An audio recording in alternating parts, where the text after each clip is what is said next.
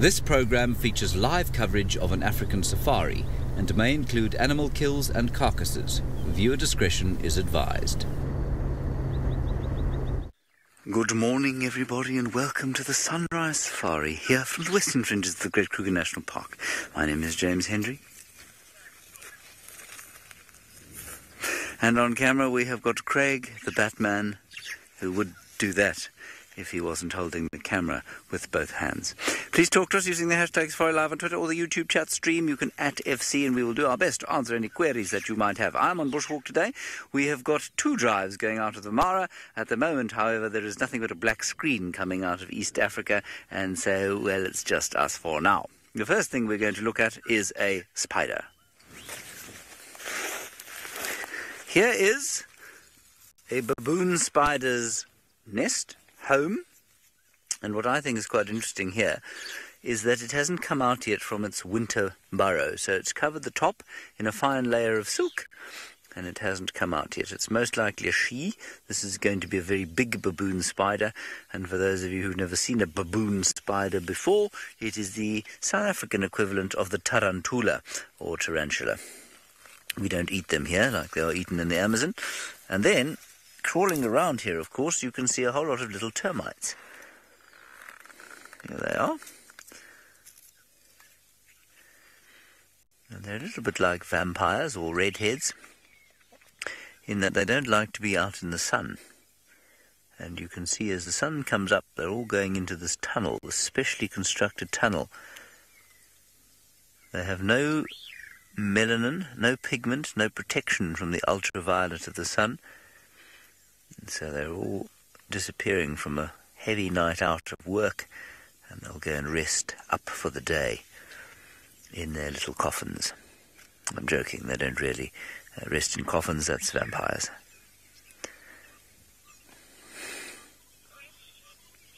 Very nice.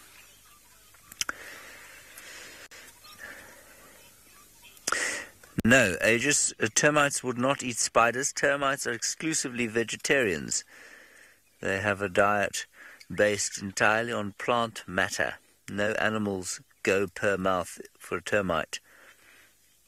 And so while they are foraging around a spider's nest, burrow, shall we say, they will not be attacking said spider. Ants, of course, would be a different story. Ants would definitely have a go at both termites, of course, and spiders, depending on the ant. Some ants are carnivorous, some are herbivorous, some are probably omnivorous, but termites are vegans. Let's carry on. It's most encouraging to note the signs of spring all over the place. We've got green leaves sprouting from all the trees, and we've got grass coming out of the ground, which is very nice. Here is some grass, Craig. That's this green stuff here. Paula, a baboon spider can get probably about the size of my hand. I'm not a particularly big man, but a very big baboon spider about that size. Right. Now, what else have we got here? Now, apparently a number of you are looking or have been talking about a lion on the dam. Cam, sorry, Craig, I thought you were going to trip there. We are going to try and make our way around there and have a look with this bushwalk camera, see what happens. It looks like one of the mangy Mungane males. And I think if we are unsuccessful in getting the Mara feeds up, Craig and I will probably eventually have to walk back to camp and get a car to drive around on, because, you know, fit and strong as young Craig is, he's not going to be able to walk around with the camera for 3 hours like that.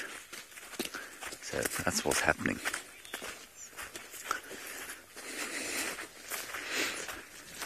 Jacqueline, the most dangerous spider in South Africa? Well, there aren't many that are considered of what we say medical importance. The most dangerous, I suppose, would be the black widow or black button spider. They can, in young elderly and infirm cause death, most likely to just cause shortness of breath, possibly the odd bout of vomiting and sort of neurological tingling. They've got a fairly powerful neurotoxin, but unlikely to kill you. They're quite dangerous. And then we get sac spiders, which will give you a nasty bite and then a sort of suppurating wound. I always like to use the word suppurating in the morning because the thought of it is so disgusting. Suppurating wound.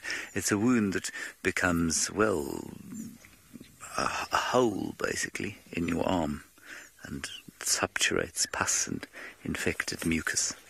Doesn't that sound nice? Yes. Now, here are some beautiful signs of spring on this silver cluster leaf that has avoided death by elephant. Here they are. And all around the combretum trees, and this is one of the Combretaceae, so it's the same family as the combretum trees, are starting to show these lovely small signs of the summer. I feel like it's later than last year, but I'm not sure. Perhaps it was this dry until this time last year. I feel like we did have a little bit more rain than we've had so far. Anyway, that's quite nice. Oh, my goodness, we do have the Mara up so that we can hear them. They can hear us. We can see them. They can see us. And we'll be out to the Mara very soon. Can hear a little bit of alarm calling. Hopefully down towards the dam. I'm sure that lion's still there, actually. We'll go and look now. Costa, well, marula fruits are generally always on their way, but they are not ripe yet. Marula fruits will only be ripe in this area around sort of February, March, but there are a few trees that are carrying fruit already. This marula tree is obviously a male, because it has not any sign of fruit. Some people will tell you they can tell the difference between the male and the female without seeing the fruit, but I am of the opinion that that's not possible. Alrighty, we're getting relatively close to the dam. Megan, how far out are we with the Mara? Just talking to Megan, see? Just one delay check away, apparently. Just want to get into a position without the sort of pressure of talking to you about it, if you know what I mean, and then we'll be able to give you a view, I hope, of the lion. Now, there's the eastern horizon. You can see that it's full of nasty clouds. I'm just clapping because Lauren and Herbert are about to walk into the picture. They're totally oblivious to what's going on. Okay, while I shout at them, let's go across to Steve, who is in the Masai Mara. It's too late now with the sun. Good morning, everybody. Welcome to the Mara Triangle up here in Kenya. We have found 3 lions. I think 2 at least are female. And I think this one that we're looking at now is a young male. Yes, it is. Of the Olololo pride. And, well, they are moving across us at the moment. And if Bongai just pans out slightly, have a look at the view we are watching with these lions moving past. It is a beautiful morning. 17 degrees Celsius. 66 degrees Fahrenheit. Please, as James I'm sure has told you, send through your questions and comments, hashtag SafariLive, or drop them in on the YouTube chat stream. We'd love to hear from you. What a beautiful, beautiful day. Sorry about any issues we've been going through. They've been trying to get our feed through to you for some time, but don't worry, you haven't missed much. We have just found these lions moving through the open, and only 3 of them to join the other 14 somewhere. Who knows where they might be, bearing in mind we were with 4 young boys yesterday. These lionesses have come directly from where we left those boys yesterday morning, and they're headed towards the thickets. So we're going to see if we can keep up with them. But for the meantime, good morning, everybody. My name is Steve. I'm joined this morning on camera by Bongay, and What a beautiful morning it is. Send through your questions and comments. Let us know what you'd like to see and what you'd like to talk about. For now, though, we're going to see if we can follow these lions. They're on the right side of the road for us when it comes to off-road driving. So that is marvelous. We're on the other side, just below the escarpment of the Olololo range. We just came down from camp, and I think it's been like a week solid. Every morning I've come down and found the lions right down here. So they are definitely not photo shy, but maybe we will get them actually doing something this morning other than just, well, yesterday was quite funny, having them, those males, explode over that little drainage line without getting their feet wet. It was really, really interesting to watch. Oh, what a beautiful day. I wonder how you're all doing out there. Oopsie. A little bit bumpy. Oh, sorry. Hold on tight. Zach, you'd like to see a hippo? Well, very good, Zach. Let's see if we can find one for you. There are places we can go to find hippos. Let's see how we do. Let me just get into that shot again for you, Bonga, and you can get that lioness with that sky. I mean, there's just nothing more pretty at the moment than a sky like that with a lioness. Or is that's the young male, in fact, with the young male. Let's have a listen. Lions are calling.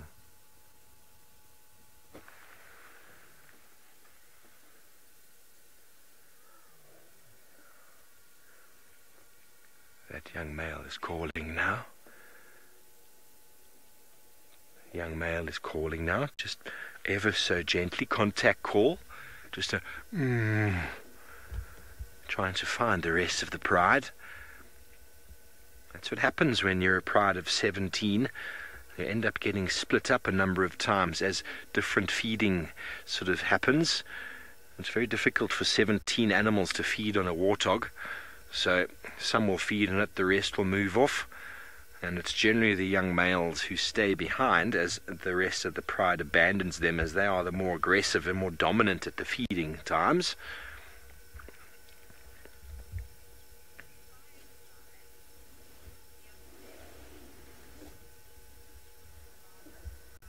Firefly, yes, it does happen. It does happen from time to time where a male will actually just become a dominant male with his dad.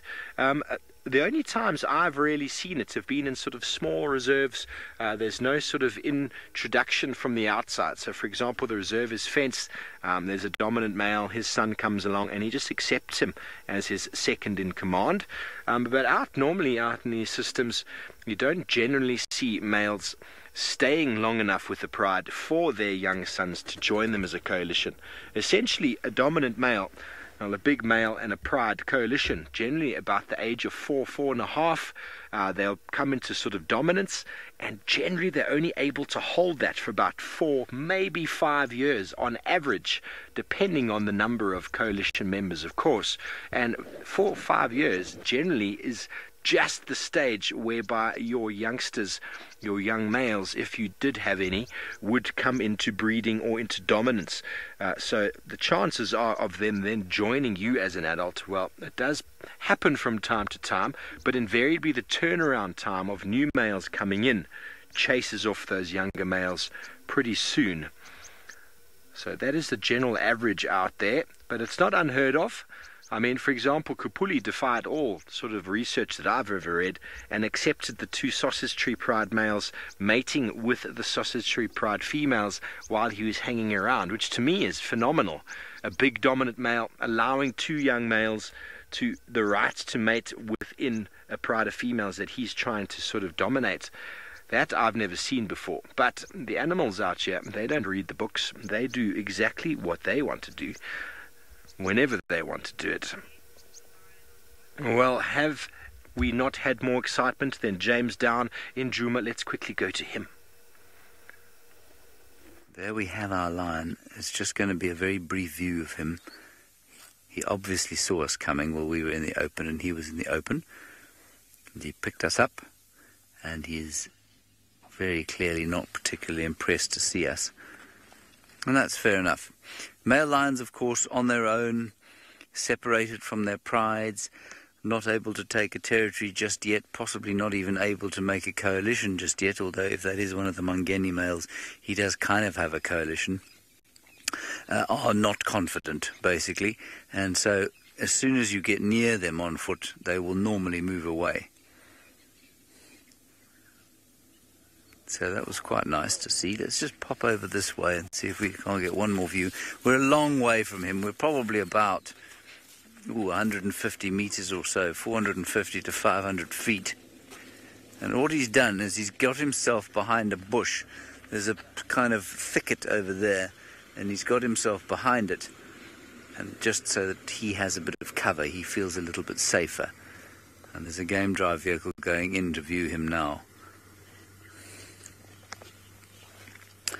Snazzy, young males, no, they don't leave on their own. They're normally chased out by the dominant males of the area, most often their fathers or uncles, and they're tossed out of home by adults, basically. They will stay in the pride and mate with their sisters and cousins and aunts and mothers if they are left alone, if they're never chased away. And so you can see why biology or evolution has designed them in such a way that they do get chased out, because otherwise there'd be a tremendous amount of inbreeding. Three-eyed lions, lions born with 6 toes on one foot and that sort of thing. Squonk eyes, you don't really want that sort of thing in a lion, although they can deal with a certain amount of inbreeding. We're not going to see him again. He is not going to get anywhere close to him. So let's go across to the Masimara, not this time to a lion, but an animal with a call like an ambulance.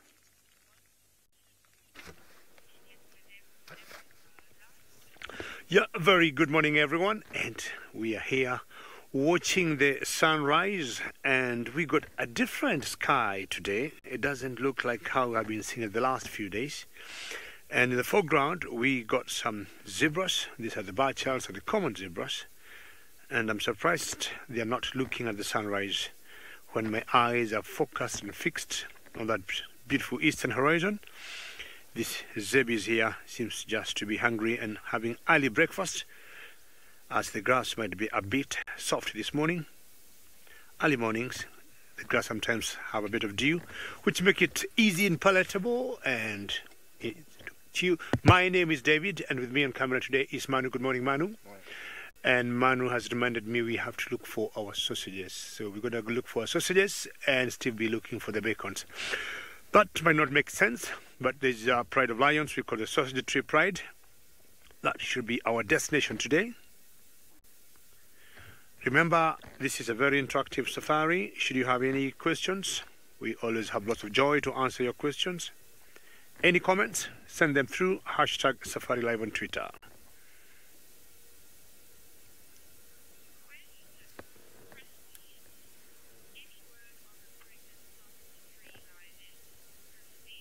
Christy, good morning, or is it good evening where you are? Heading there, we shall be knowing whether she has popped up or dropped her cubs.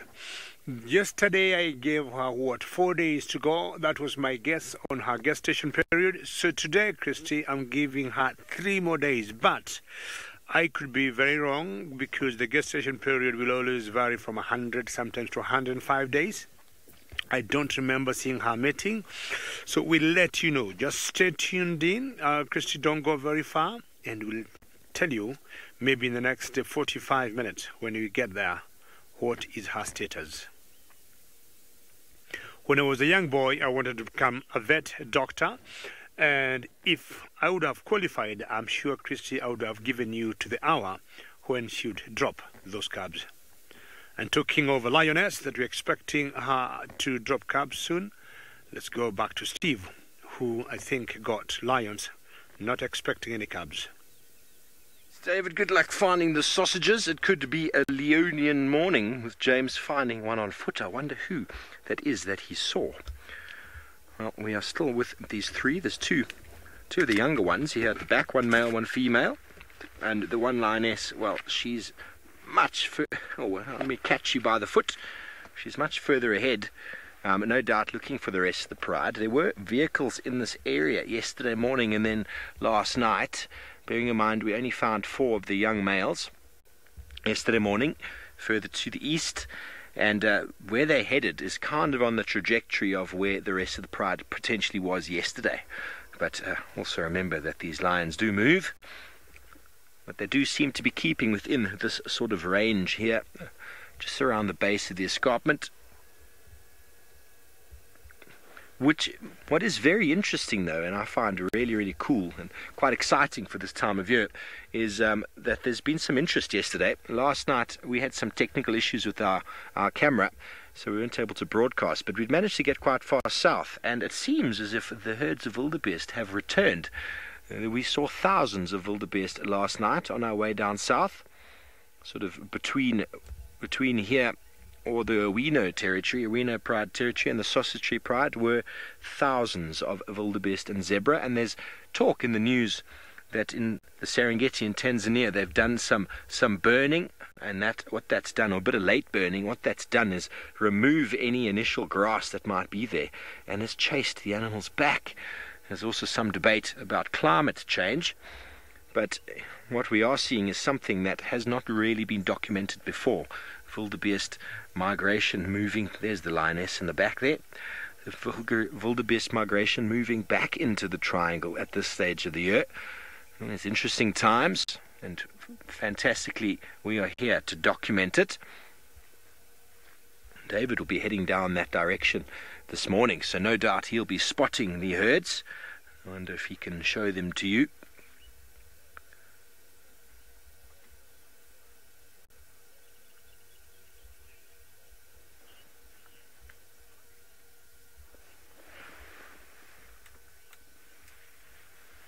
Hello, Lindsay. Well, I'm going to answer your question as we roll on down. You want to know what makes this pride so successful? Well, it's the abundance of prey, really. I mean, just on the other side there is the marsh, which has got enormous amounts of prey throughout the year. If you've been spending any time with me in the last week or so, we've spent a lot of time in the marsh, and the marsh attracts lots and lots of animals. We're also in the sort of shadow of the mountain here, and this drainage system here attracts all sorts. It attracts giraffe.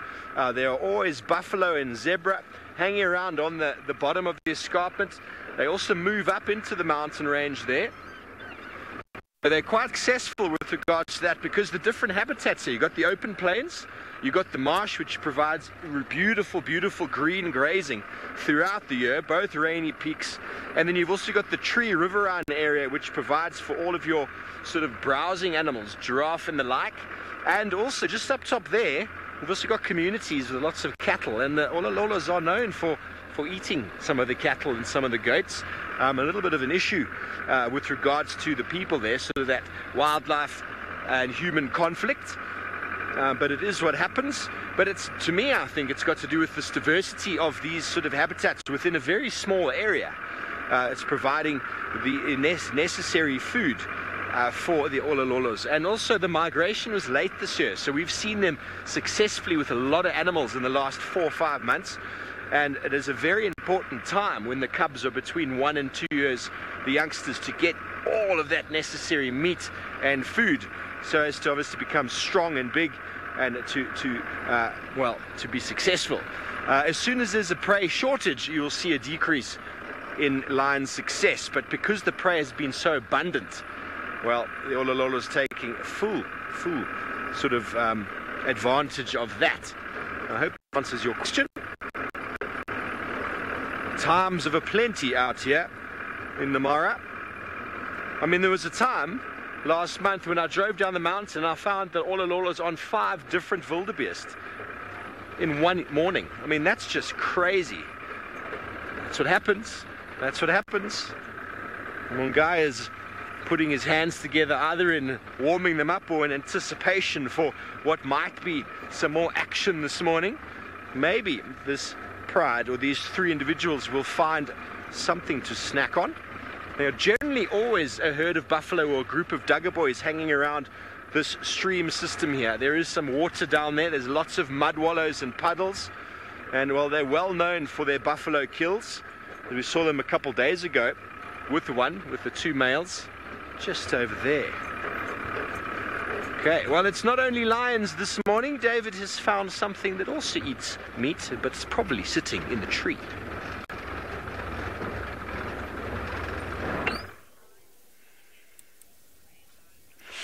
Very well done, Steve, with the Olororo Lions. And I thought we change the tune a little bit and we do some feathered animals, and we got a long crested eagle. Long crested eagle. And as the name suggests, you can see the crest on her head. Some of the eagles are very difficult to tell, males from females. Their sexual dimorphism has got a challenge. Unless you see two, and in general the females are always slightly bit bigger in size than the males. I think one of the most beautiful eagles for me because of the crest. Another eagle that I think looks beautiful is a crowned eagle. And my favorite one is the martial eagle, by virtue of her size and what they're capable of doing. Paula, how are you today? And very good to hear your name. And yes, the mohawk looks just beautiful, and as the wind is blowing it up a little bit, it's like when girls go in a salon and they get the blow dry, just blowing their hair and looking beautiful when they come out. Very good to hear. Paula, you're tuned in. And look at the eye, has a bit of black in it. I like the snake eagles, which have very bright yellow eyes. I think it's yesterday morning we saw one, the black-chested snake eagle. They mainly feed on rodents. I'm talking of mice, rats, any small reptiles you might see on the ground, skinks, lizards. But as most birds will do, they'll still also get some insects. Look at the hooked beak there. Could be very easy for her to tear anything she'll be able to catch for herself. Either she got a nest around this area. I've seen her a couple of days or a couple of times here. Manu, correct? Yeah, Manu is reminding me it's the same one. That I'm not agreeing with Manu. She could be different. As I said, it's very difficult to tell which one we saw. And just resting on that torchwood tree, and you can see in the background, most of the trees you see there are the torchwood, very iconic trees of the Mara Triangle. And again, remember, we are very interactive. Lots of joy we get from your questions and comments. You're saying hashtag SafariLive on Twitter. All right, thank you for flying away. Very beautiful flying away. You can see the white windows on the wings. And as she flies over sunrise, I think we'll be looking at Steve maybe, whether he can also get another eagle flying over sunrise. Guy, the artiste, has got the sun with a tree. Isn't that gorgeous? We're still following these lions. They're just ahead of us. There's actually two young males. I didn't even notice. The light was quite poor earlier, but it's two young males following a lioness. And they are contact calling as they follow her, because now they've lost her. She's gone down into the river itself. And they get a bit lonely. They want someone to provide food. They're two of the younger males in the pride, hence why it's tricky to notice. A little bit of fur on the throat is what gives it away. But let's catch up with them. They're just ahead over here. We were just showing you a little bit of beauty in the Mara. I know many of you absolutely love the scenic shots we can provide for you. And I can tell you one thing, we quite enjoy showing them to you. That's for sure. Oopsie. Okay, so they're just up ahead here, two young males, probably about a year, 14, 15 months old. Lacking most of the hair on the back, but a closer look you get that sort of fur on the throat here. And we'll get up to them in a moment. Have you lost Mum? Potentially two of these were with those four males yesterday. It's hard to say really when they're this old. Really hard to identify between them. I remember putting together ID kits for the 9 males I spent a lot of time with in the Kruger Park, the Mountain Pride, and weekly they changed due to the fighting that they did. Oh, there he is. He spotted a bird. Oh, there we go. You can see the you see on the back it's very hard to identify. If you see the crown jewels make it easy, but then just on the chest there's a bit of fur coming through. But still quite young, 14, 15 months at the most, these two.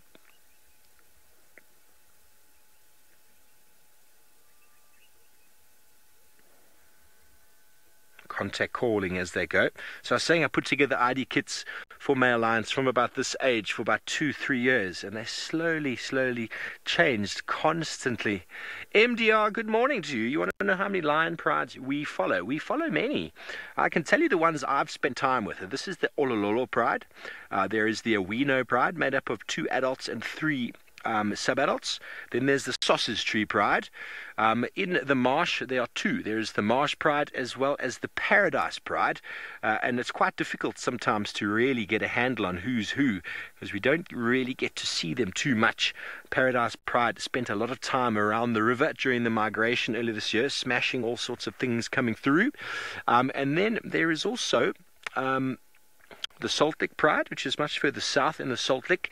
Now, these are all prides I've seen, and there's a number of other prides on the list that I haven't seen. I'm not sure if they actually occur on this side of the river. They might be on the other side, but there's a number of prides in the Mara. A lot of them go by different names, depending on who you ask, but I can quickly try and find a little map here. So there's the Olololo. Oh yeah, I forgot about the Magoro Pride, which also occurs around the marsh area. Then there's apparently the Serena Pride.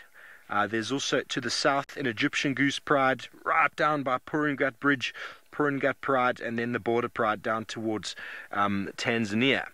So we also had Kishanga males the other day, and there's also the Eldonyo Payak Pride. The list goes on. You shake a tree around here and a lion falls out. But sometimes it's exceedingly difficult to identify these prides. And some of those names I just mentioned are named differently by us and named differently by the guides in the area. So it all comes for area specific. Let's catch up with them, Bungay. It's all kind of area specific. And well, trying to get a handle on them all is tricky. It really is tricky. But there are many lions around. Pixie Pop, a favorite pride. Well, I thoroughly enjoyed the Awinos. Before I went on leave, I spent a huge amount of time with the Awino pride. Lychee and Butternut being the 2 adult females. The Ololola prides, I really would enjoy spending time with them, but the problem is they often go across that way and they often disappear down here. So we're not able to really carry on and spend time with them. But as of late, we're spending a lot of time with the Sausage Tree Pride, and well, because they've got all those youngsters, it's very hard for them not to fill my heart with a lot of joy. And we're expecting some new arrivals soon. The only problem, the Sausage Tree Pride, is very far away, so to get there takes some time. But yes, I think the sausages are doing quite well on the list at the moment for me. Being here last time, I struggled to find them, and now coming back, well, they're seemingly much easier to find, purely due to the abundance of prey in that area and the fact that they're hiding their youngsters in the drainage lines there and about. The Olololos, well, they seem to be at the bottom of the mountain every day we come out, and very nice to spend time with them, but lions everywhere. Lions. It's one of the things that I'm thoroughly enjoying about being back up in the Mara, is the ability to spend time with lion. And my early guiding career, that's pretty much all I did, was spend a lot of time with lion, following them all over the place. Leopard were around, but not like Djuma. So you don't get to spend as much time with lions in Djuma as we do up here, purely because of the range that lions have. They've got a much larger movement pattern and much larger territories. So Djuma just is a little blip on the map of lion pride territories, whereas here, the Mara is enormous. And so we've got overlaps of pride all over the place. You just drive and drive and drive, and you've got a good chance of bumping a lion. I'm just going to get in front here and try get the shot we had a moment before of these 2 males. The light is really nice at the moment. You just bear with me. It's going through a little bit of a shadow. There we go. Aren't they pretty? If you look closely, you can actually also see the little spots on the leg still, which indicate the age. Have a listen, there's a contact call happening. There we go. Trying to find Mum. lions at this age aren't very good at hunting. They're good at chasing things, they're good at eating, but they don't have the necessary skills required to pull anything down necessarily, unless it just falls in front of them. So they do need the adults to provide them with the food.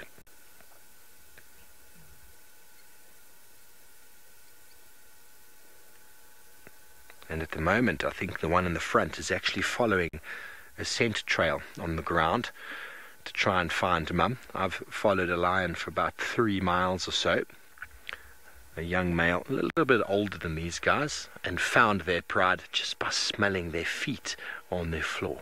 Okay, well, talking about being on the floor, I'm sure James is enjoying being out on bushwalk. I wonder if he's got any tracks or what his plans for the morning might be. Got a very odd creeper here with a little ball on it. And I don't know what it is. I've got absolutely no clue. Let's break a piece off.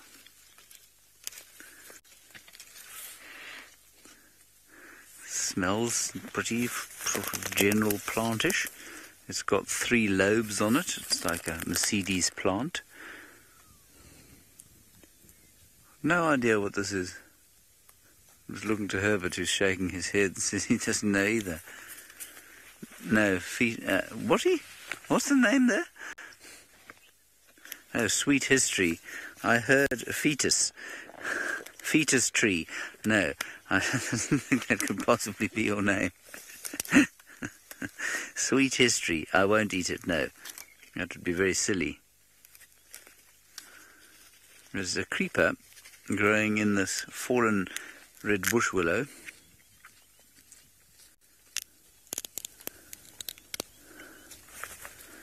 And there's the fruit with all the seeds in it. It certainly doesn't smell or look like something I'd put in my beak. That'd be something that a squirrel would eat. Sort of a little bit like a pea. Do you want to try it, Craig? Okay. I once watched a program. I shall not mention the channel on which it was. It was Live Wildlife. It was one of the first attempts at live wildlife. It was a catastrophe in many ways.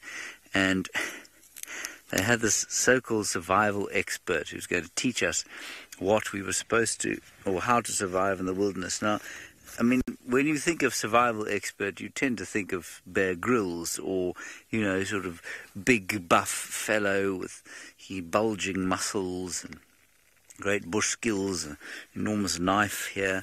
And this fellow was probably half my size. He spoke with a very high voice like this. And they said to him, they found some fruit. And they had about 50-meter radius in which to walk. And they said to him, well, you know, how would you survive out here? This host was going, how would you survive out here, you know, if you were left on your own? And he said, well, you're going to find some things to eat, like this fruit over here. And he picked up a piece of fruit. He says, and how would you know it wasn't poisonous? He said, well, what you do is you take a piece of a fruit like this, and then you rub it on the sensitive part of your skin, like this one. Yeah. Now, if that can cause a reaction on the soft skin, then you know you mustn't eat this thing. Then, if after say 25 minutes to 2 hours, if there's no reaction there, you can taste it a little bit, but you got to wait for reaction first. And so it went on and on, profoundly uninformative generally. This chap, he was sort of, like I say, he's probably about my size, but he looked very small because he had this paunch and this odd shirt, and he walked around like, you just got to look for some green things sitting under the bush over there, and you pick one up, you check it on your bicep, and then you maybe taste it a little bit, and he walked along like this. And he, of course, had to keep coming round and round in circles because they had 50 meters of wire and they had to be wired up. I was about to send you to the Mara, but David has lost his audio. I'm not sure why. Anyway, that was the story of the survival expert that I watched. It was very funny. It's a long time ago. I've probably overdone exactly what he sounded like, but I just remember it being so completely incongruous. Alrighty, let's go to David. He has got some elephants for you on the rolling plains of the Marsi Mara.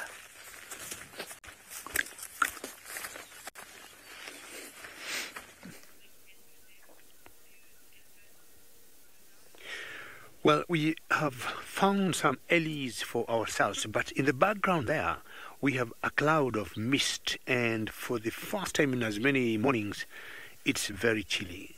As much as I think we started by about 17 degrees Celsius, 62 Fahrenheit. Personally, I feel like we are doing 10 degrees and maybe 45 Fahrenheit. But ellies, because of their thick skins, they do not look to be bothered by that. And regardless of the mist and the coldness, they're just doing their usual thing, feeding and feeding. And great setup of elephants in the foreground and the zebras in the background. And the beautiful Olololo escarpment. Many times you hear us talking of the Mara Triangle. When we talk of the Mara Triangle, that's one arm of that triangle that we talk about, which is the Olololo. I sometimes compare the elephants here and the elephants in Juma, and these ones to me could be slightly bit big in size and more rounded in morphology comparing to the ones that I think are angular in South Africa. And this is a whole herd. I was looking at about 15 of them together. Could be very difficult to tell who the matriarch is. Elephants are very matriarchal. We'll have one female in charge of the whole herd who makes all important decisions.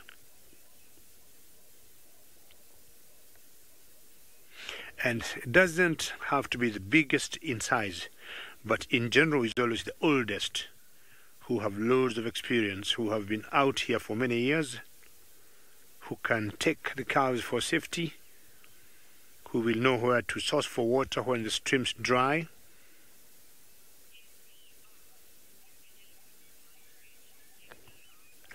MDR, you'd like to know if elephants migrate. Yes and no. Yes, because they move from one area to the other, because if we can see them here, including that very young calf there, very good Manu, they'll always give a chance in every habitat they go, a couple of days or weeks. And look at this massive size of those tusks. MDR, they'll always give the grass or the vegetation to come up again after they eat most of it or trample on it, and then move to a new area and then come back again. I would say no, they do not migrate. When you would compare the migration, for example, of the wildebeest and the zebras, and those animals doing 3,000 miles, it's not what elephants will do. But they have what we call elephant corridors, and they'll move from one area to another. But I do not think they may cover 1,000 miles or so. What they'll do, they could be in a particular area, say a huge circle, like a football circle, and they'll keep going around in that area, move, say, do about 50 miles in one direction or 100, then come back. But wildebeest zebras, when they migrate, they move thousands and thousands of miles. When they leave a country like Kenya and they go to a country like Tanzania, that was what I would call migration. Not once we have spoken to our friends in Serengeti National Park. Serengeti National Park is a conservation area in Tanzania.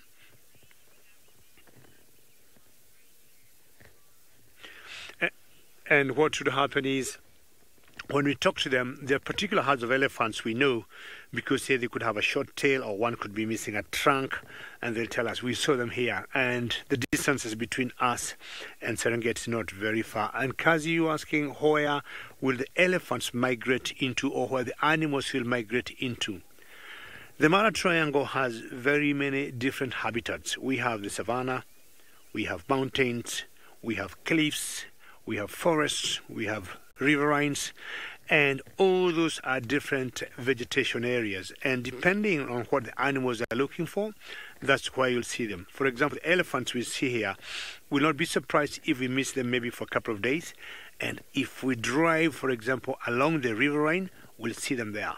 maybe the next few days, we'll see them ending up in the forest. So the zebras are trying to cross the road, and that's what I would truly call a zebra crossing. I do not know how we ended up with zebra crossing in the cities. Someone might have walked maybe zebras on a busy road in a big city and thought that could be a good thing to do.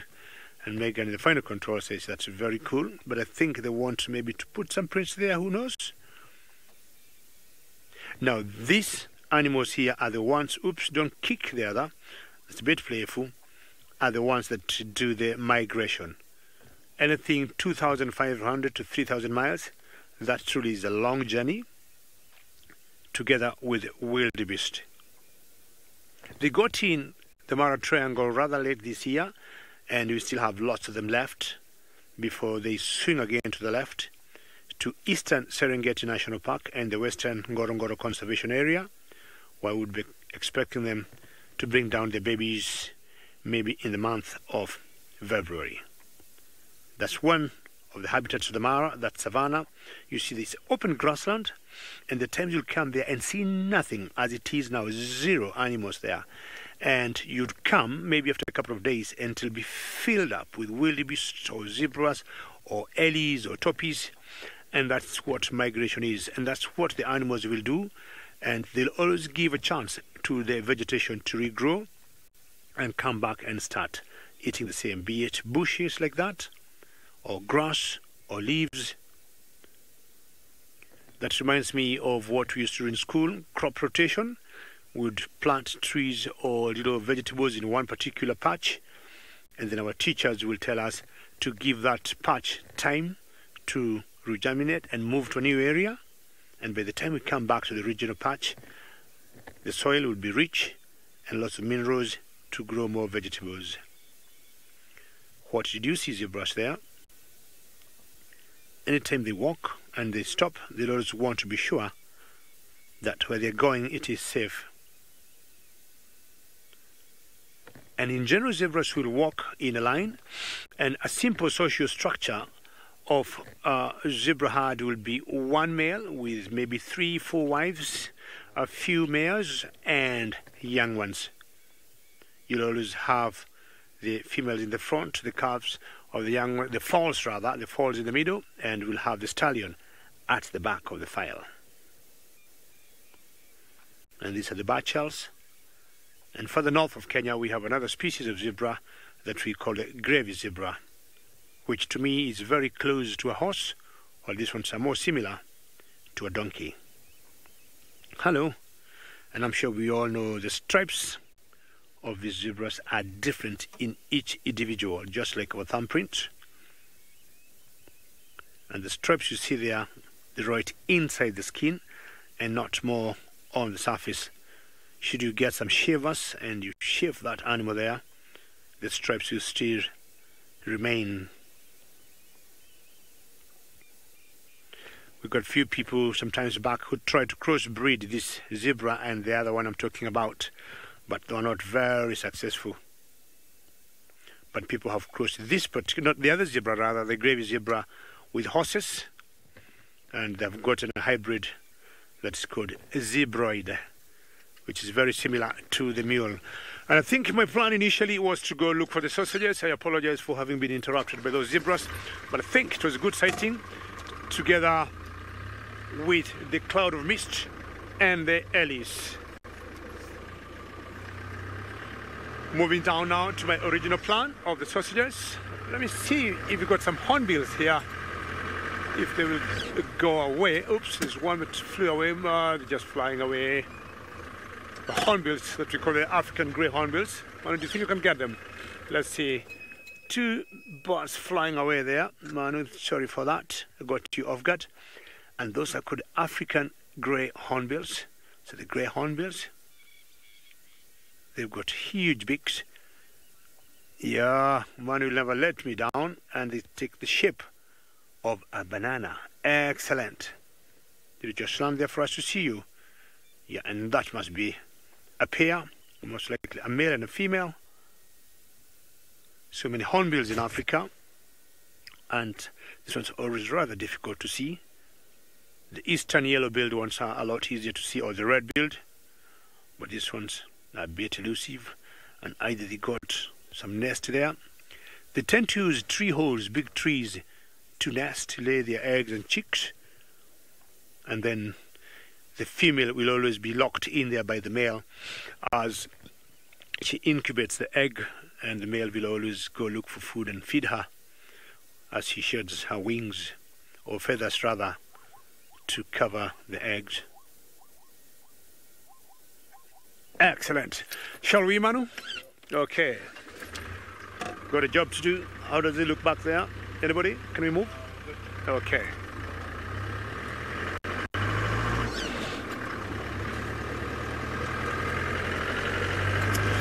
Very good, very good. Once in a while, when lions are training how to hunt when they are young cubs, sometimes their mothers will train them to hunt impalas. And these impalas, of course, are safe from any animals in the Masai Mara, largely because any predator in the Masai Mara would have to walk, well, some 1,500 miles to get here, and it is just unlikely that they'd do that, given the abundance of food that there is there, and even should they decide to come 1,500 miles to the south, they'd hit all sorts of snags on the way, by way of cities, international borders, roads, all sorts of things. So it's best they stay up there and eat what's in the Mara, and we'll stay down here with the impala. Very good. They have now disappeared, of course. Let's get a little bit closer. We did have some alarm calling earlier in this area. We thought maybe another Mangeni male. Herbert with his eyes, I use the term hesitantly because they're certainly not the same organs that I have in my face, because he is able to see things that, well, I simply cannot. He found some lion tracks on this hard ground. He thinks maybe belonging to another Mangeni male, so maybe there's another one around here. The Mangeni males, for those of you who are wondering what on earth I'm talking about, two males that come from Pride down to the south of where we live.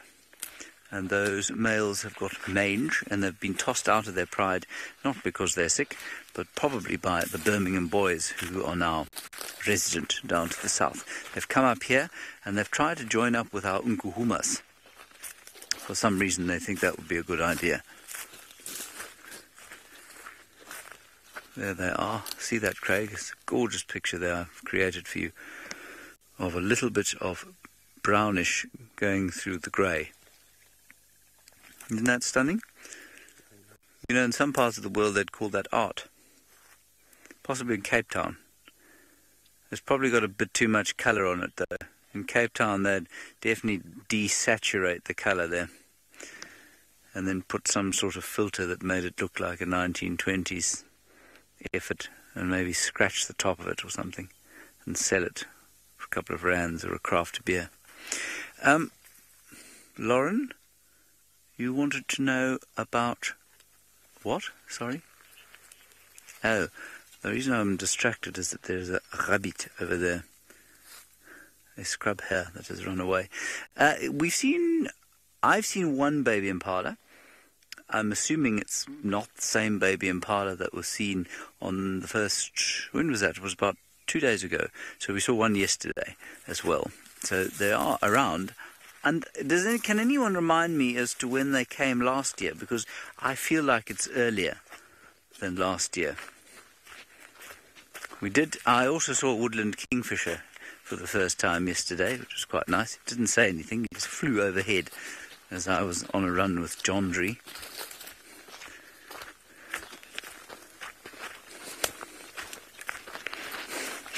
Carol, will pregnant impala be more aggressive to us on foot? Pregnant, I nearly said something like, I nearly said, of course, heavily pregnant women can tend to be slightly more aggressive because they're, of course, under great strain. And I suppose the same might apply to impala. They probably are an enormous strain. But no, they are not aggressive. They'll be far more likely to be defensive, actually, and just back off. I think describing an impala as aggressive at any stage would be very unfair to the impala. They're not aggressive in the slightest at all, ever. I mean, if you cornered one, they might be, perhaps.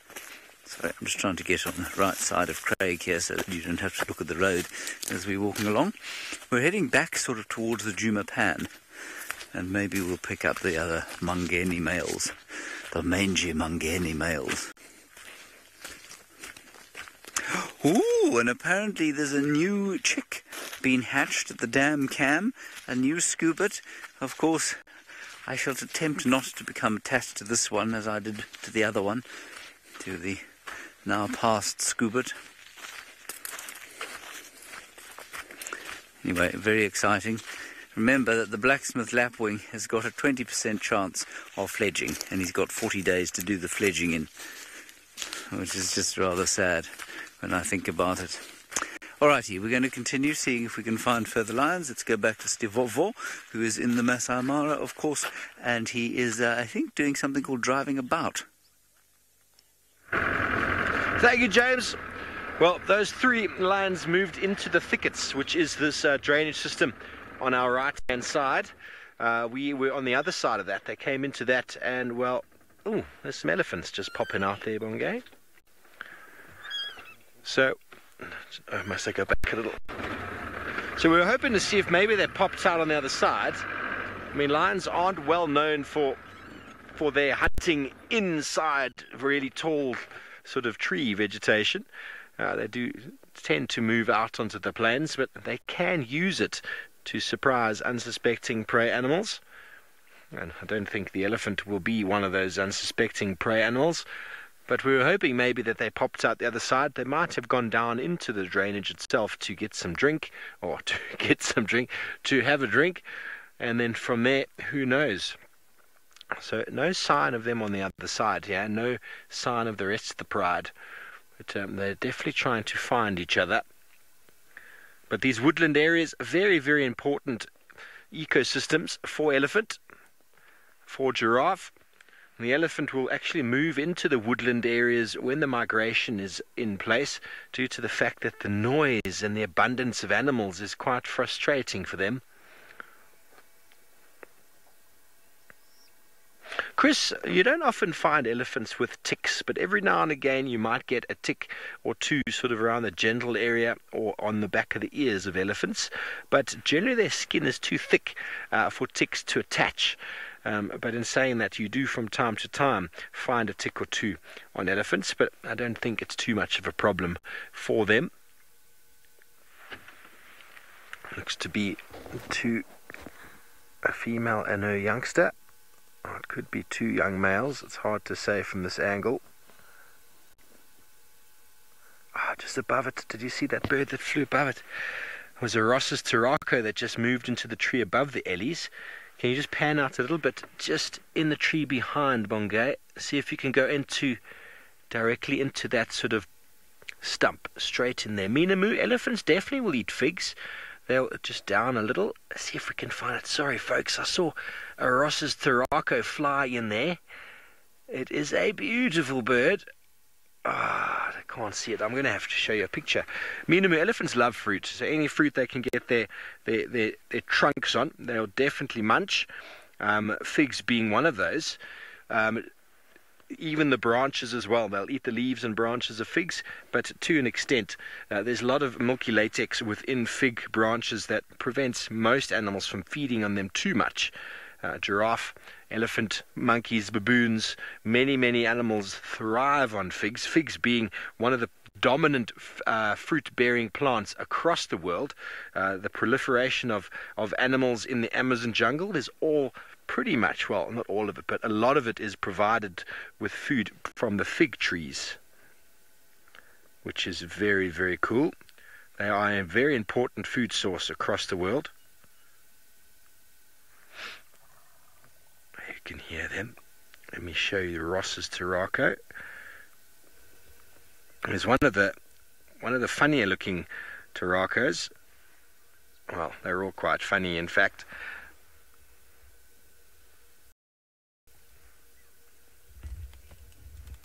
I'm just going to wipe my screen. I forgot some fingerprints on there. There we go. There's the Ross's Tarako. And you get him, Bungay. There he is. A beautiful red crest. yellow face and beak and eye and blue coloration, but has the characteristic red underwings, the pterosin, the red underwings when it flies, that flash coloration, which is, let me show you, which is, oh, not that one, there we go, which is so characteristic of the Turaco families. That's where the name Turaco comes from the red pigment, pterosin, and then most Turacos have also got the green, Turaco verdin, with the two together, obviously Turaco, the old name being Luri, and these birds, just, there we go, it's actually feeding on a fig. These birds are one of the primary sort of feeders on fig trees. Turacos absolutely love fruiting trees, and well, figs out here are probably one of their primary forms of diet, and they will distribute the seeds from one woodland area to another as they fly. That's the second time I've seen one. I saw one outside my tent once, which was very exciting, and here was the second. I'm sorry we weren't able to show it to you. How crazy is that, folks? How crazy. Oopsie, let me show you another picture. In Southern Africa, the distribution is right up there, so it doesn't even occur in South Africa, but we find it up here apparently quite regularly. And there he is doing his thing. Shall we have a listen to the typical call?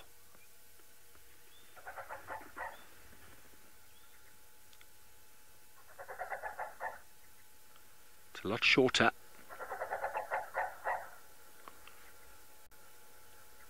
Most of your Turacos, the call goes on for quite some time, but it's a very limited sort of half rev of a similar, very typical Turaco call. Very good. Well, these elephants are moving off to the side here. We're going to see if we can keep moving up. They do look like two young males now. They came out of the thickets, two young males rather than a small breeding herd. But I find it quite difficult in the Mara when you see an elephant. Normally down in Djuma, that sort of side of the head makes it very easy to identify female versus male. Up here, not as easy, but obviously the mammary glands being between the front legs is a dead giveaway. Now, these two have got quite rounded foreheads and seem to be two beautiful males. But I have been wrong before. But they're feeding on the edge of this thicket. Pachyderm Pictures, what a marvelous name. Well, you clearly like your elephants. Well, you want to know how sensitive their ears are. Well, apparently they've got incredibly sensitive ears, incredibly delicate sense of sound or ability to hear sound. Some people even believe they pick up vibrations through their feet. They're able to communicate in what we call infrasound, which is at a frequency of about 7 hertz. The human hearing perception doesn't get lower than 20, and so at 7 hertz they're able to communicate at a very low frequency over a very long distance. And whether they pick that up through their ears or whether it comes through a vibration in their feet and into the ground is very hard to say. But I think they've got enormous hearing ability, and they can hear all sorts of things. But then the back of the ear, a very thin membrane of skin, so probably the most sensitive part on an elephant's body, obviously barring the eye. The mouth, we've seen them eating incredibly powerful and strong thorns, so I don't think their mouth is very sensitive, but the back of their ears is the thinnest and most delicate membrane of skin, and well, it is protected when it's tucked back like that. And hopefully, well, the purpose of it, as we all know, is to allow blood to come to the surface and for it to cool themselves down in an enormous air conditioning radiator-like system.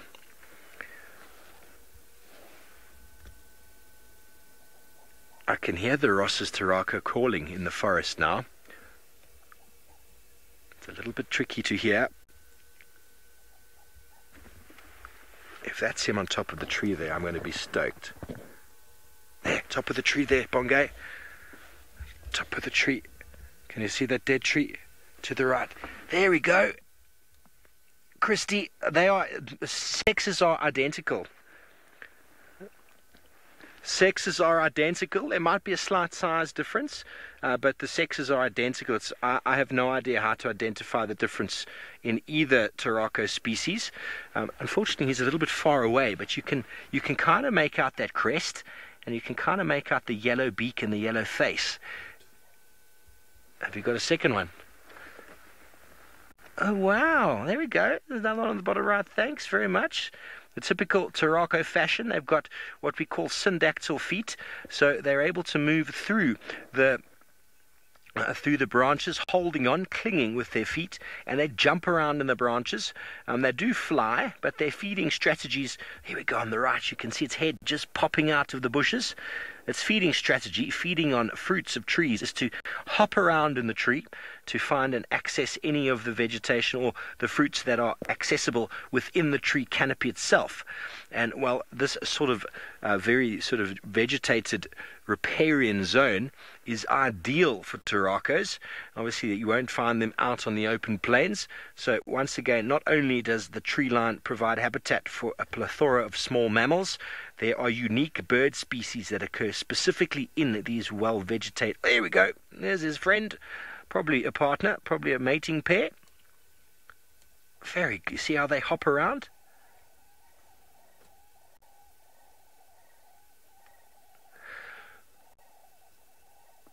You hear them calling.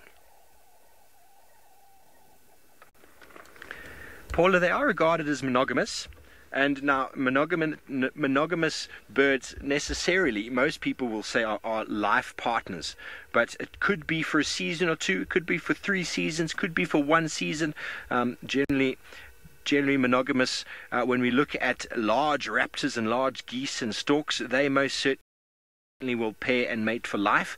But your smaller species, even though called monogamous, purely just means that they will spend 1, 2, 3 seasons together as a breeding pair, but they can still break up after a period of time if the female deems the male not to be the best provider or the best singer or the best nest builder, whatever it might be.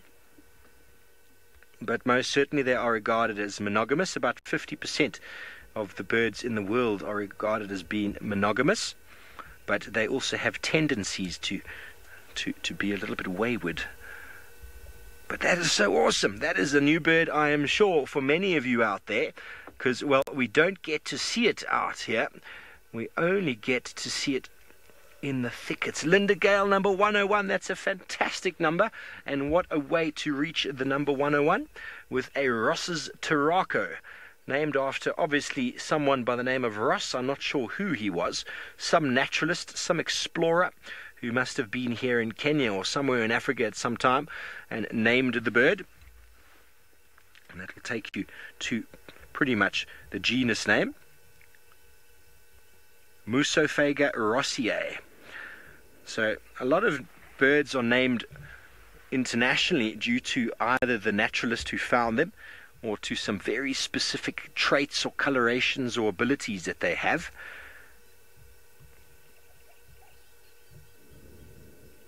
So interesting to just see them sitting out in the open like that. The only one I've seen, I had to chase down the mountain as it flitted from one area to another. Carol, as far as I'm aware, they are cavity nesters, as far as I'm aware, but I can double check that for you. There's no breeding in southern Africa, so my app doesn't have any information really about their nesting. So I'm not 100% sure, but I'm thinking they're a cavity nester. That lives in a hole created by a woodpecker or a barbet or excavated by a barbet. But in the information I have, there's no record in southern Africa of them breeding, so hence no data and no breeding information. So I'm sorry that I can't answer that for you, Paula. It's one of those mysteries of the bush. Maybe James Henry knows, but I'll have a look and double check with a couple of the others, but I'm pretty sure it's a cavity nester.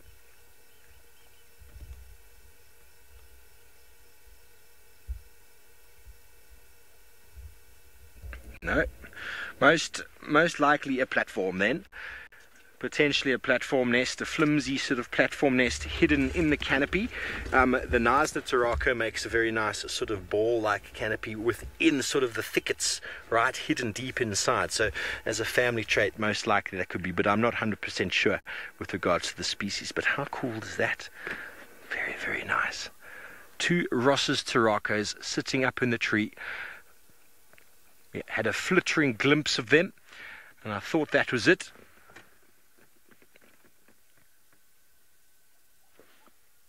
they're still calling. Oh, and well, if you keep your attention to the right of the screen, you're about to witness something that's much larger than the Ross's Tarako. I wonder what they're going to think of the balloon that is about to emerge over the top canopy of the tree, moving very slowly in this windless morning.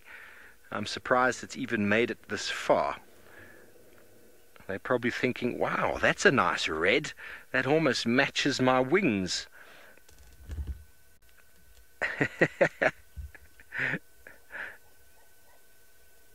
Super cool. Super cool.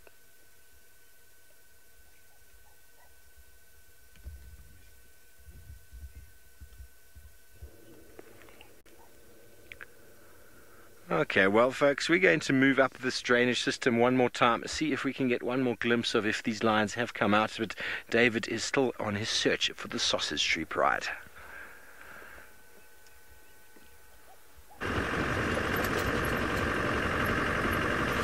Well, I have now arrived in the sausage tree pride territory, but before getting there, not sure those are vultures there, Manu. Tell me what angle you like. They look like two vultures to me. I'll go a little closer, Manu? Yeah. Okay. And not always in general when you see vultures, you'll associate them with kills, but sometimes they could just be there just basking themselves. How is that? A little closer? It's perfect, eh?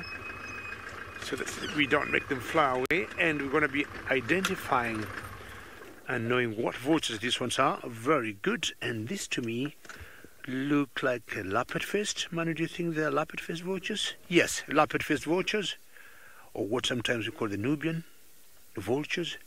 Well, they're two different ones. The one on the left is definitely lappet-faced, or the African white-backed vultures. My apologies. I need to see the back also to be sure if they could be the Rupert's griffon vultures. Either way, two of them, and maybe a guess being a male and female. The one to the left to me looks like Rupert's griffon vulture, and the one on the right, African white-backed vulture.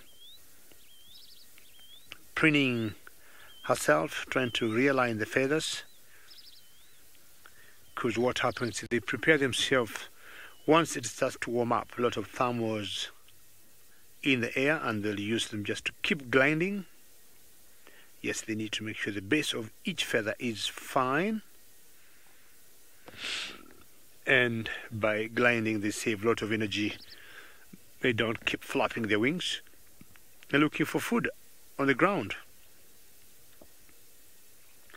A very good job they do once the predators make kills and they have eaten enough, whatever is left behind. They should try and clean it. Are you saying there's a third one there? Very good. Thanks to them, man, you got better eyes than me. These ones will move in flocks of anything 3, 4, 5, 10, sometimes up to 20. But the ones I was talking to before, the Ruperts, will only be moving in 2. Keep your camera there, Manu, as I source my book here. We might be seeing other vultures. My bag have lots of papers, like I was doing an exam sometimes last week.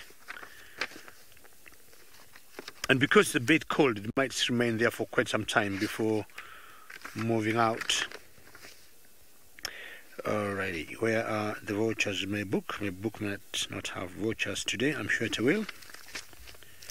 We've got about, what, 6 or 7 true vultures in Kenya. One is of a concern. I'm not sure to call it a vulture. That's called a lammergeier. That's not seen as it used to be. And I think it have suffered a bit of poisoning by farmers, unfortunately. And what I'd call loss of habitat. I'll request you, man, to come to my book and tell me what's the best angle I can do. There's a bit of glare there, but hopefully... What do you think? Is that any better? That's better, eh? So the one on top there, that's what we call the lammergeier. Sometimes we call her the bearded vulture, have like beards right there. I can't remember the last. I must have seen one maybe 15 years ago, and not anymore. Now, the rest of them, how is that, Manu? There's a bit of shadow there. Sorry about that. Anyway, let's do this. So what I think we got there, that's a Rupals, griffon vulture. That's quite common in the Mara. That's the hooded vulture. So very good. That's the hooded vulture. We have lots of those in the Mara. But the most common one, I would say, is number 6 there. And that's the African white-backed vulture. That's the most common of the 7 species of vultures we got. And we go into number 8 at the bottom there. This is what I initially thought they were, the Rupals griffon vulture, the lappet-faced vulture. And they are the largest in size and the strongest. Largest and the strongest. All right, thank you, Manu. And I think vultures have done good. Let's go look for our sausages because we are in their territory.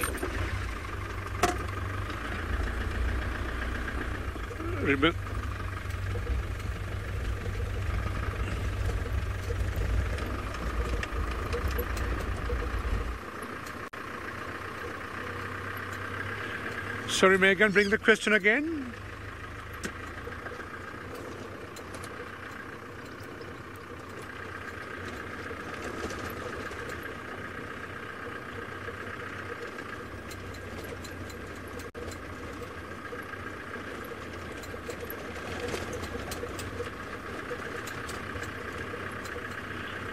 Pakiram pictures what would happen to the landscape without the vultures. I would say the Mara or any game reserve in Africa would not survive without the vultures.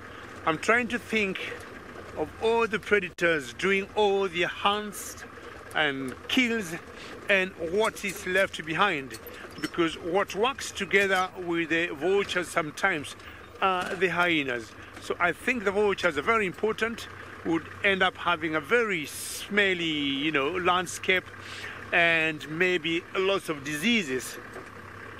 Because when vultures eat anything rotten, anything left behind by the predators, the digestion is so good, they never get affected and they never get diseases. I would imagine all the other animals, for example, that scavenge, like the jackals, they would all get sick by eating maybe rotten meat.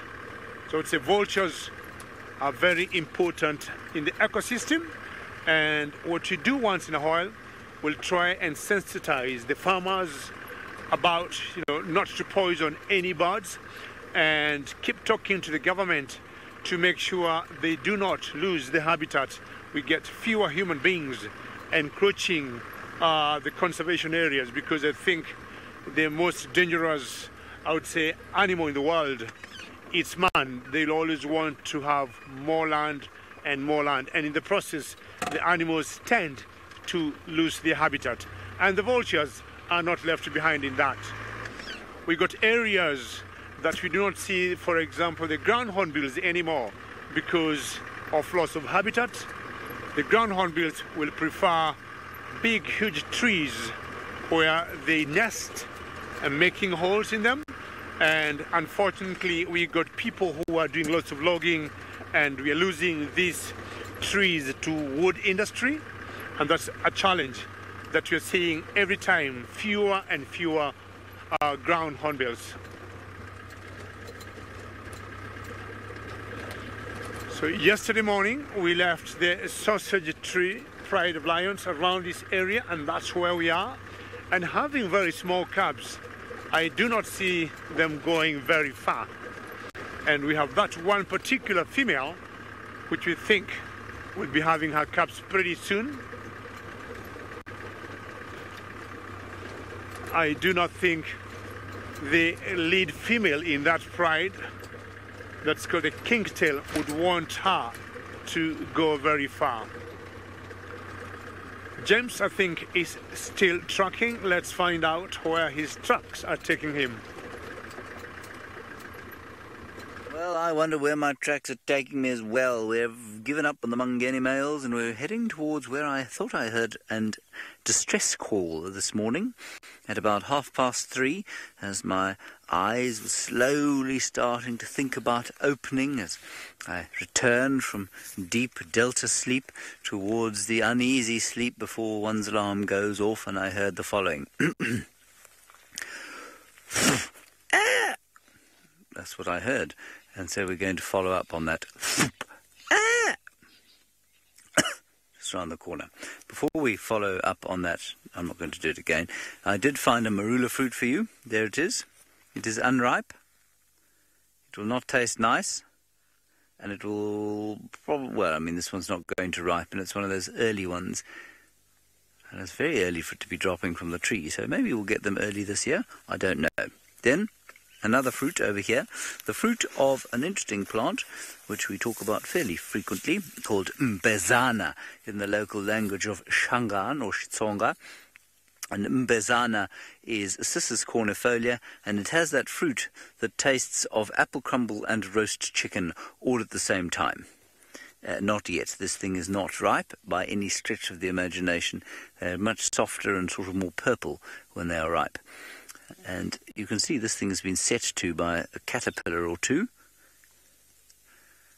And I was with the trainees yesterday, and we were looking at this tree, and I said, well, you know, does anyone know what it's called? And Paulie knew what it was called, but the others didn't. And so I said, well, smell it. And they said, it doesn't smell very nice. So I told them what the Afrikaans name for it is, and the Afrikaans name is perdipus, which basically means horse's urine. And they said, oh, yes, and of course they won't forget now. This is the horse's urine plant.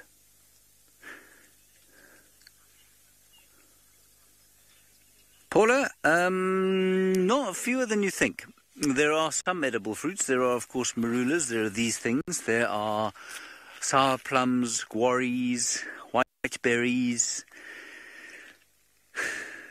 Not much else, really. And they come for very short periods during the year. I mean, you've got about a month of marula season, probably about 2 months of whiteberry bush season, month, I guess, of guari season. But those guaris are not delicious to eat by any stretch. And sour plum, or, you know, each bush probably fruits for a couple of weeks only. So you couldn't be a fruitarian if you lived out here. You could maybe try and be a vegetarian if you were prepared to eat ziziphus for breakfast every day. And perhaps chance the odd tuber. Don't forget to rub it on your bicep first to check if there's a reaction. But you'd really struggle to survive out here if you couldn't eat some form of meat, or if you had an aversion to eating meat or animal product. I think you'd struggle. I'm not sure how many vegan bushmen or vegan cavemen there used to be in this area. Oh, jackalberry, yes, of course. Puma, you can eat jackalberries. They have a short season as well. You've got to really get them at the right time, though, or they are pretty disgusting.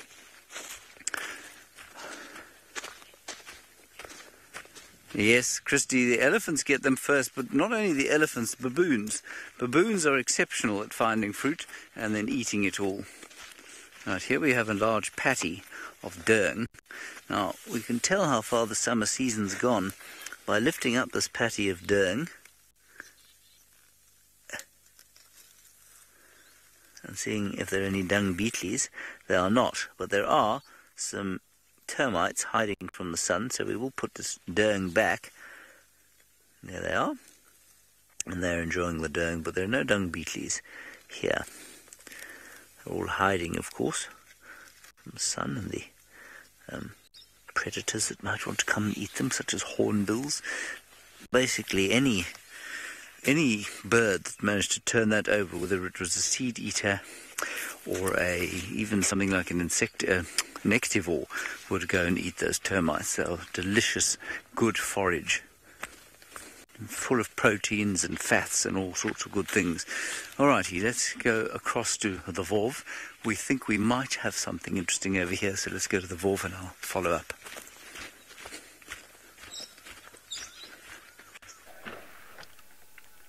Thank you very much, James, and I hope you're able to find yourself something to eat out in there in the African wilderness this morning. But the marula fruits, well, when they're not ripe, they're quite sour. But what we're showing you there's a tree line sort of in the valley.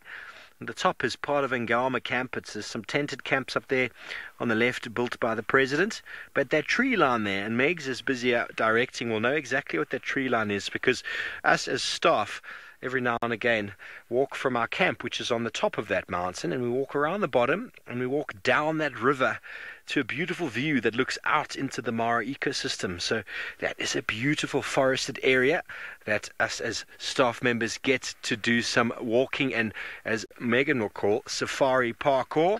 So we're able to keep nice and fit. It is really beautiful with lots of rocky boulders and areas to climb, and times it can be quite wet, so you get a very wet bottom.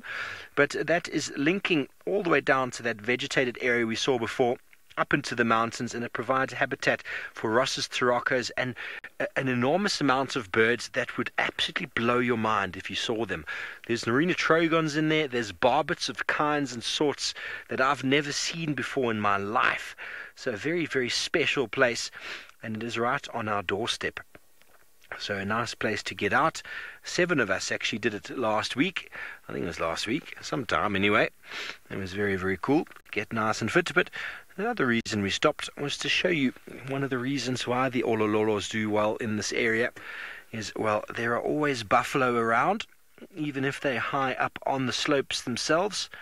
They are a herd of buffalo, and below them a herd of Dufasa waterbuck, enjoying the long grass, or seemingly should be long grass, both being bulk feeders, never too far away from water, so enjoying a little bit of the slope and the vegetation up there.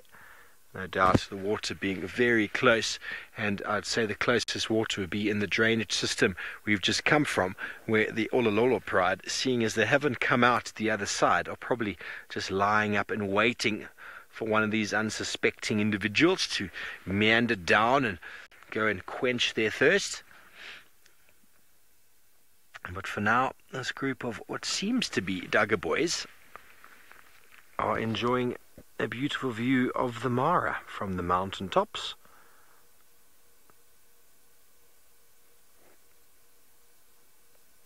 As are the waterbuck. And the view that they are looking at, I'm going to turn the vehicle slightly, and Bongay is going to be able to show you exactly what it is that they are looking at, or what they should be looking at. Christy, what a beautiful spot indeed. And if I just turn here, you'll notice we just at the base of the Olololo range, and this is, well, the view that they have, and that pretty much that we would have when we do that safari parkour kind of mission. It opens out to this. You see the balloon has finally managed to get a little bit of leverage in the wind and is moving over that tree line. It is a beautiful, beautiful landscape. I'm always in awe at just watching and looking for miles and miles, just wilderness. Somewhere in there are more serval with their kittens hidden. Lions moving around, hyena denning. Hello, Crafty Stash. You've heard me say the word bulk feeder. Now, bulk feeder is an animal that feeds on bulk. Now, to put that into perspective, elephants are regarded as bulk feeders.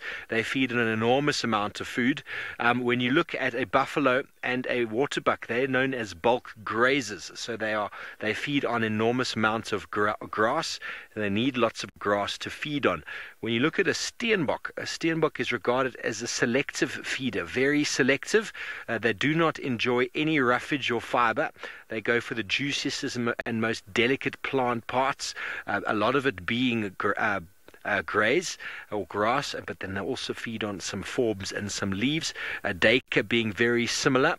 Generally, the word bulk is associated to large animals with a big surface area. The bigger you are, generally the lower your energy requirement is. The smaller you are, the higher your energy requirement is, so the less chance you have of feeding on rubbish food.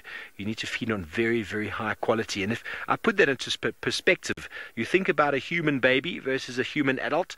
You think about how much food a youngster needs to feed on, or how quality it needs to be versus an adult to get by on a day-to-day basis. And as the youngster grows, well, they can get by on much more roughage and less quality in the diet than a youngster would need for the essentials of growing. But it's all about energy. It's all about heat conservation. And the smaller you are as a body, the more energy you require because the more heat you're giving off as a process. So you need more energy to maintain. So we all know how active squirrels and mice and all those small little critters are. It's purely because their energy requirements are so high because of the surface area to volume ratio. And to put that into perspective, if I take my hands, you see my hands are both the same size. If I close this hand, which hand has got the greatest surface area?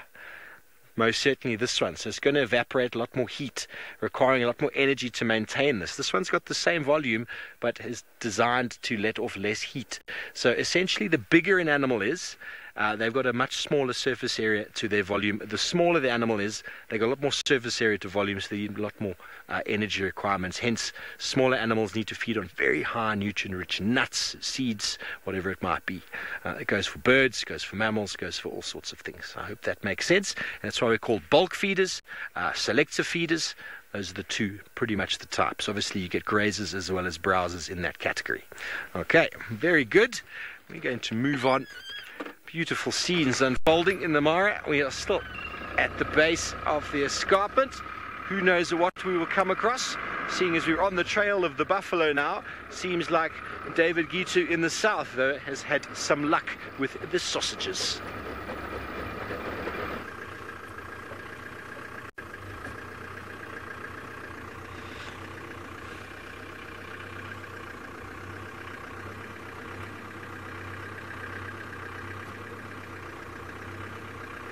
Yes, Steve, you never know what could happen. And we got a lioness that's walking, and this must be a member of the Sausage Tree Pride. And we call this one Limpy. And as we watch this Limpy, let's go very quickly to James, who got something different. Right, we did find Hosanna. The great Herbert found him. I tried to be intuitive about where I thought he was. Herbert, much more cleverly, actually followed the tracks and got him. Now, I don't know if you managed to see him there. We're just going to walk across here. He found himself a little bit out in the open and he moved away from us. I'm not sure why he's doing that. He's down. I thought Herbert was telling me to get down there. Let's just walk along here quietly.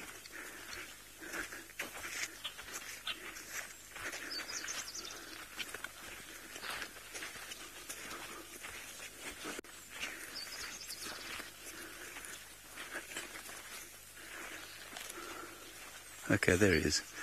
So we can see him just through the bush there. You can just see his fur. Can you see him there, Craig?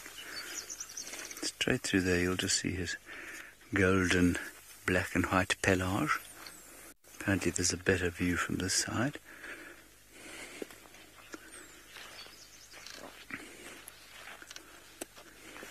That's fine, let's stop here. Okay, he's now watching us. We're just going to stand here for a while.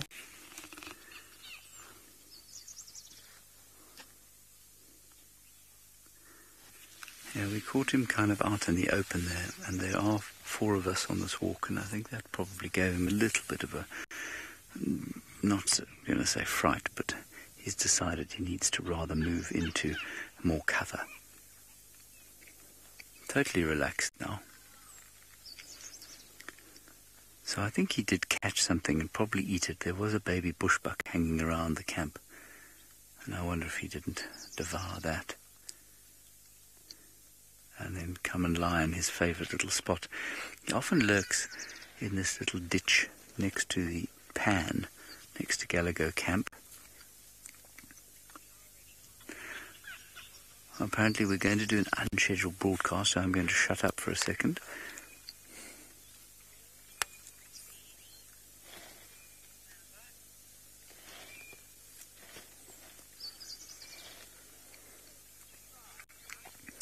Good morning, everybody who's just joined us. You're coming to us from, well, we are coming to you actually, from the western fringes of the Great Kruger National Park.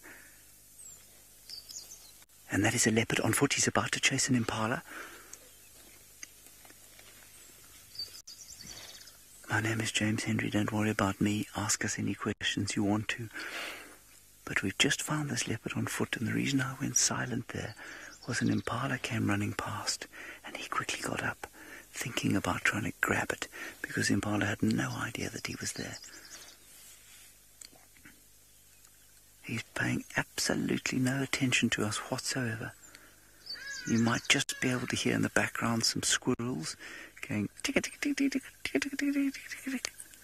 Not happy to be anywhere near this magnificent male leopard. Yes, Vessi, he certainly is on the hunt. Although I think that was more an opportunistic kind of a hunt. Now he's watching us again. Now, this is Hosana.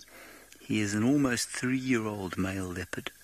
So not quite into his straps as an adult yet. He's kind of a sub-adult, like a 16 or 17-year-old boy, if you like. And he's non-territorial and used to human beings. We met him actually the day he was born. And he's very used to human beings. And that's not to say he's tame at all. If we were to approach him now, he'd disappear. He'd melt off into that bush very quickly. But at this distance, he's very comfortable to have us around him. And we're sitting probably about 40 meters from him or so. It's about 130 or 40 feet. Very comfortable to be with us at this distance. How very special to be doing this on a Monday morning. While many people, of course, are sitting in the traffic, we're standing here with a leopard on foot in the Western Kruger. Mary, it is so special to spend time with these animals at all, but when you spend time with them on foot, there's just another level of connection with the wilderness. Herbert, who's our superb tracker game scout guide, has just spotted an elephant coming out of the bush there.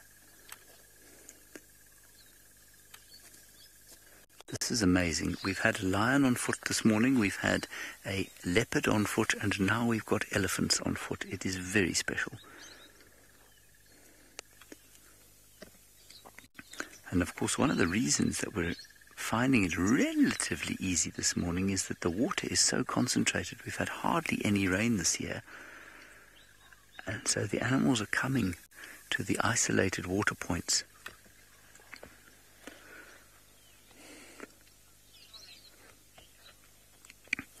Now, Christy, you say it's absolutely epic. It absolutely is. That looks like a young bull to me. There could be a herd close by, but I think that's a young bull on his own. And so he doesn't really pose us any danger. The leopard is now moving away from us. Not slinking, just kind of walking, probably off into this little kind of network of gullies and streams. Let's just walk down here. Mrs. Grumpy, it is astonishing how elephants are able to hide themselves from us.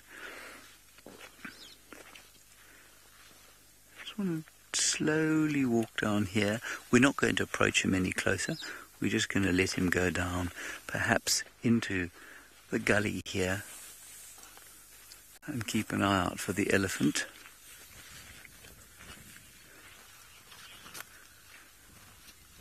It's a very interesting question, Ella. You think that Hosana remembers me or recognizes me compared with the other guides? I think they do our voices. Do they recognize our faces? I don't know. One obviously likes to think that they do, but I'm not sure. I mean, if a dog can recognize its owner, I don't really see why an animal who is supposedly as intelligent as a leopard doesn't recognize us. Certainly the sounds of our voices must be familiar in some ways. I think he's probably gone to ground in there. We must just keep an eye out for where the elephant's gone. So I'm just walking parallel with the direction that he was walking. He'll be fully aware of where we are. I think I can just see his fur. I don't think the camera will pick it up. No, it's not him actually. Let's keep going.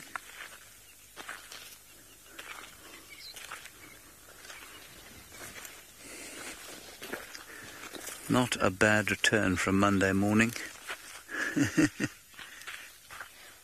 Alright, I don't think we're going to see the leopard again, but let's have one last look at the elephant. He was just walking off. He's crossed another big gully and possibly thinking about coming for a drink. How very special. Alright everybody, I suppose those of you about to go to work should go off to work now. Those of you on the same time zone as we are. And for the rest of you, I hope you have a good evening or afternoon or morning or whatever it is you're experiencing. Wherever you are on planet Earth, join us again for more Safari Live next time.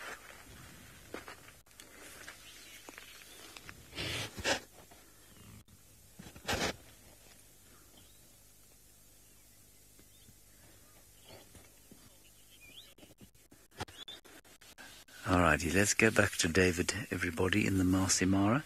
I don't think I'm going to follow up on Hosanna, but we might get another view of the elephant.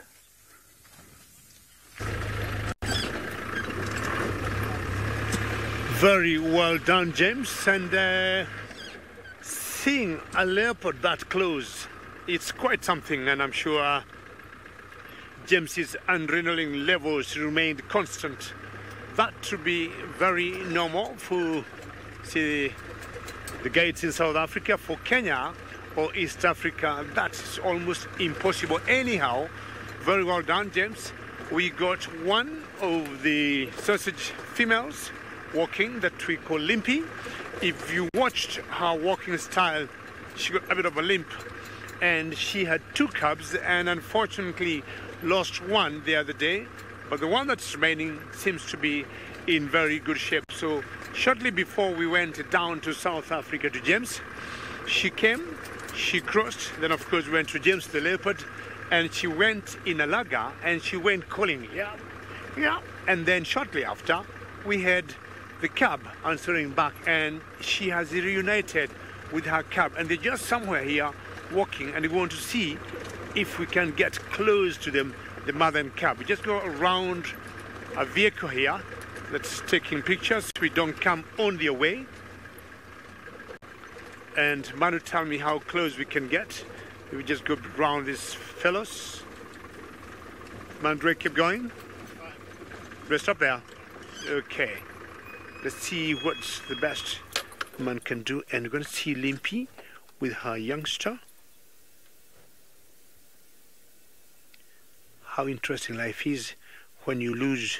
You can't see the cab. The cab is right behind her, but that's not a problem. You can see her fading there towards those bushes or those trees, flicking her tail, and the cab is right behind her. And what we'll do, we look for another road and try and get close to her. Why don't we do that, Manu, now? Let's see the best we can get. And I got a feeling she is going to rejoin the other lionesses in the pride that always consists of 5 females when they're all together. And there's another female that has 2 cubs that are slightly older than that one. So you can get a road here. Yes, there's a road here. And you're going to go as close as we can. And mostly likely going to see them all together. Remember, this is a very interactive safari. Should you have any queries, send them through. Any comments, Twitter, #SafariLive.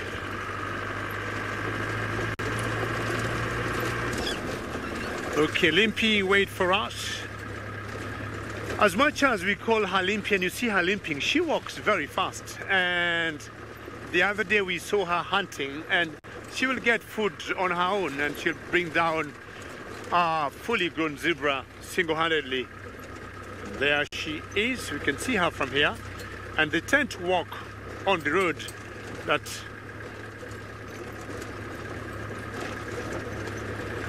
and it's very difficult for us to know what happened to the other cub. We just came on the drive and we kept seeing her with both of her cabs. And one day we don't see the other cab, the next day we don't see the other cab. And now it's over 1 week since we lost her, or she lost her rather. And nobody knows for a fact. We have our own theories. We're thinking snake bites. We're thinking maybe another male lion. We're thinking maybe she fell in a hole and died. We're thinking maybe eagles. We're thinking maybe hyenas. It could be anything, or leopards. It's very difficult to know what should have happened to the young cub that she lost. But the one that is remaining, they're having a wonderful time. Let me see where I can get a very good position. What do you think? Straight here or there? It's fine there, far? Okay, let's first stop there, but I'm sure going to get a little closer and can see how mum and cub are having a wonderful morning, eh? Where are you, cubby? Catch up with mum. You don't want to take any chances. There she is. We're looking at about 6-7 weeks now. And the decision or the position they want to go, we believe, there they are together. How beautiful is that? Chances are they'll end up in that lagger where I'm guessing the rest of the pride is. I could be wrong. But lions are very social cats. And especially when they have cubs like this, chances are they'll be staying together with the rest of the pride for safety. Yes, and yeah, Megan, the fender control says sweet, and they just went in there. And we also want to go close there. Manu, shall we? Let's go a bit close in that particular area, and most likely the rest. 4 of them could be there. Kinky Tail Lioness is the leader of this pride, and I'm sure she must be there. One that we think is just about to have cubs. We think it's any time now, 3 days from now. But as I try to reposition, let's go close to Steve, who got some hyenas. Well, we're going to have to reposition, I'm afraid, because it's been walking past us and now is going to come to the back of our vehicle. Sorry about that. Let me just move my car forward. There's a hyena moving through the open plain here. One of the zebra stallions, quite interesting, actually walked up to it, gave it a bit of a look, and the hyena made a wide berth around the big stallion. Knew that, okay, we're not going to mess with these ones here. But on another day, if the stallion is injured, well, the hyena will give it a hard time.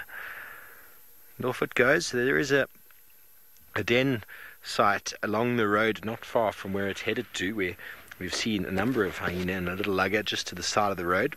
It's heading directly there, so I'm going to assume that that's where it's headed. Apparently part of the North Clan.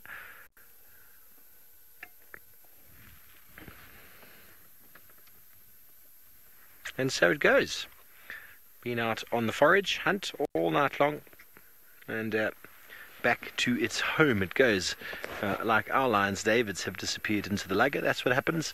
You know, I mean, hopefully James will be able to find Osana again, but on foot it's very difficult to keep up with the leopard. It's one of the reasons why we use these game viewers. But there we go. We're going to continue on. We'll take this little detour. We're heading through towards the marsh.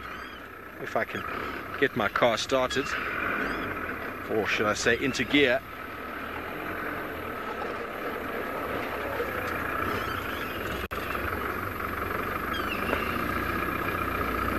Wow, Zach, most delicate or fragile animal? What an interesting question. Well, the most delicate of the large cats is by far the cheetah, but they're not delicate as far as we're concerned, but they're delicate as far as a lion is concerned. Most of the other antelope species are all quite robust and tough. The Thompson's gazelles look quite delicate, in fact, but they're very quick. Very, very quick. What an interesting question. Bongay, what do you think from your time out here? He's doing something with his hands. I don't know what this means. You can speak to me. What do you think? Those scrub hairs. Ah, he thinks the scrub hairs are the most delicate. That's a good one. That's a good one. All of their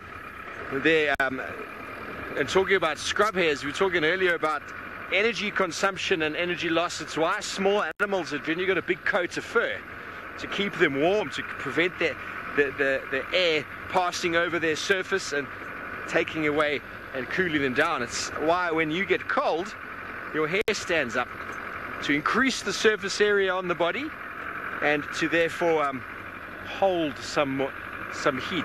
Megan thinks Impala are quite delicate. They're spring-loaded. They're spring-loaded. Down in Juma they are everywhere, and I think Impala are pretty tough. They're delicate, I suppose. They look delicate, their legs, but well, they got to put up with a whole lot, don't they?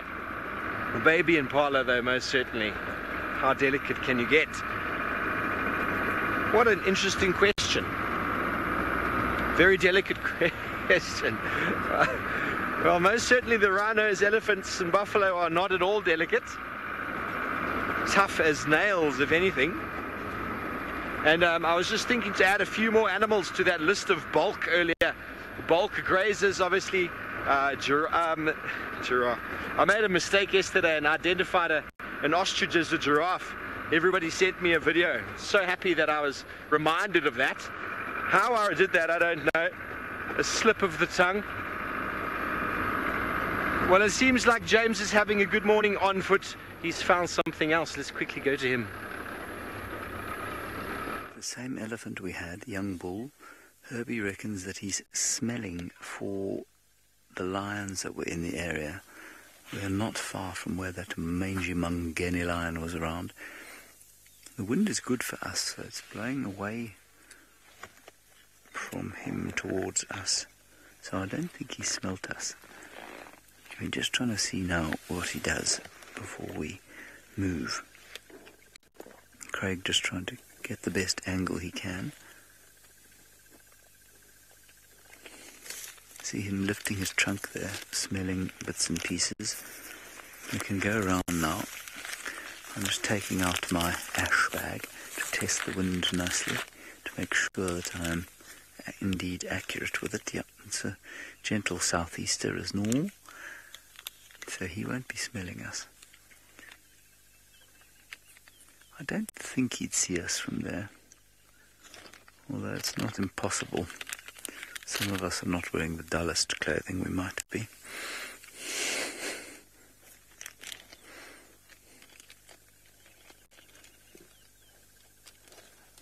I continue to believe that elephants have got much better eyesight than we think they do. Likewise, buffalo.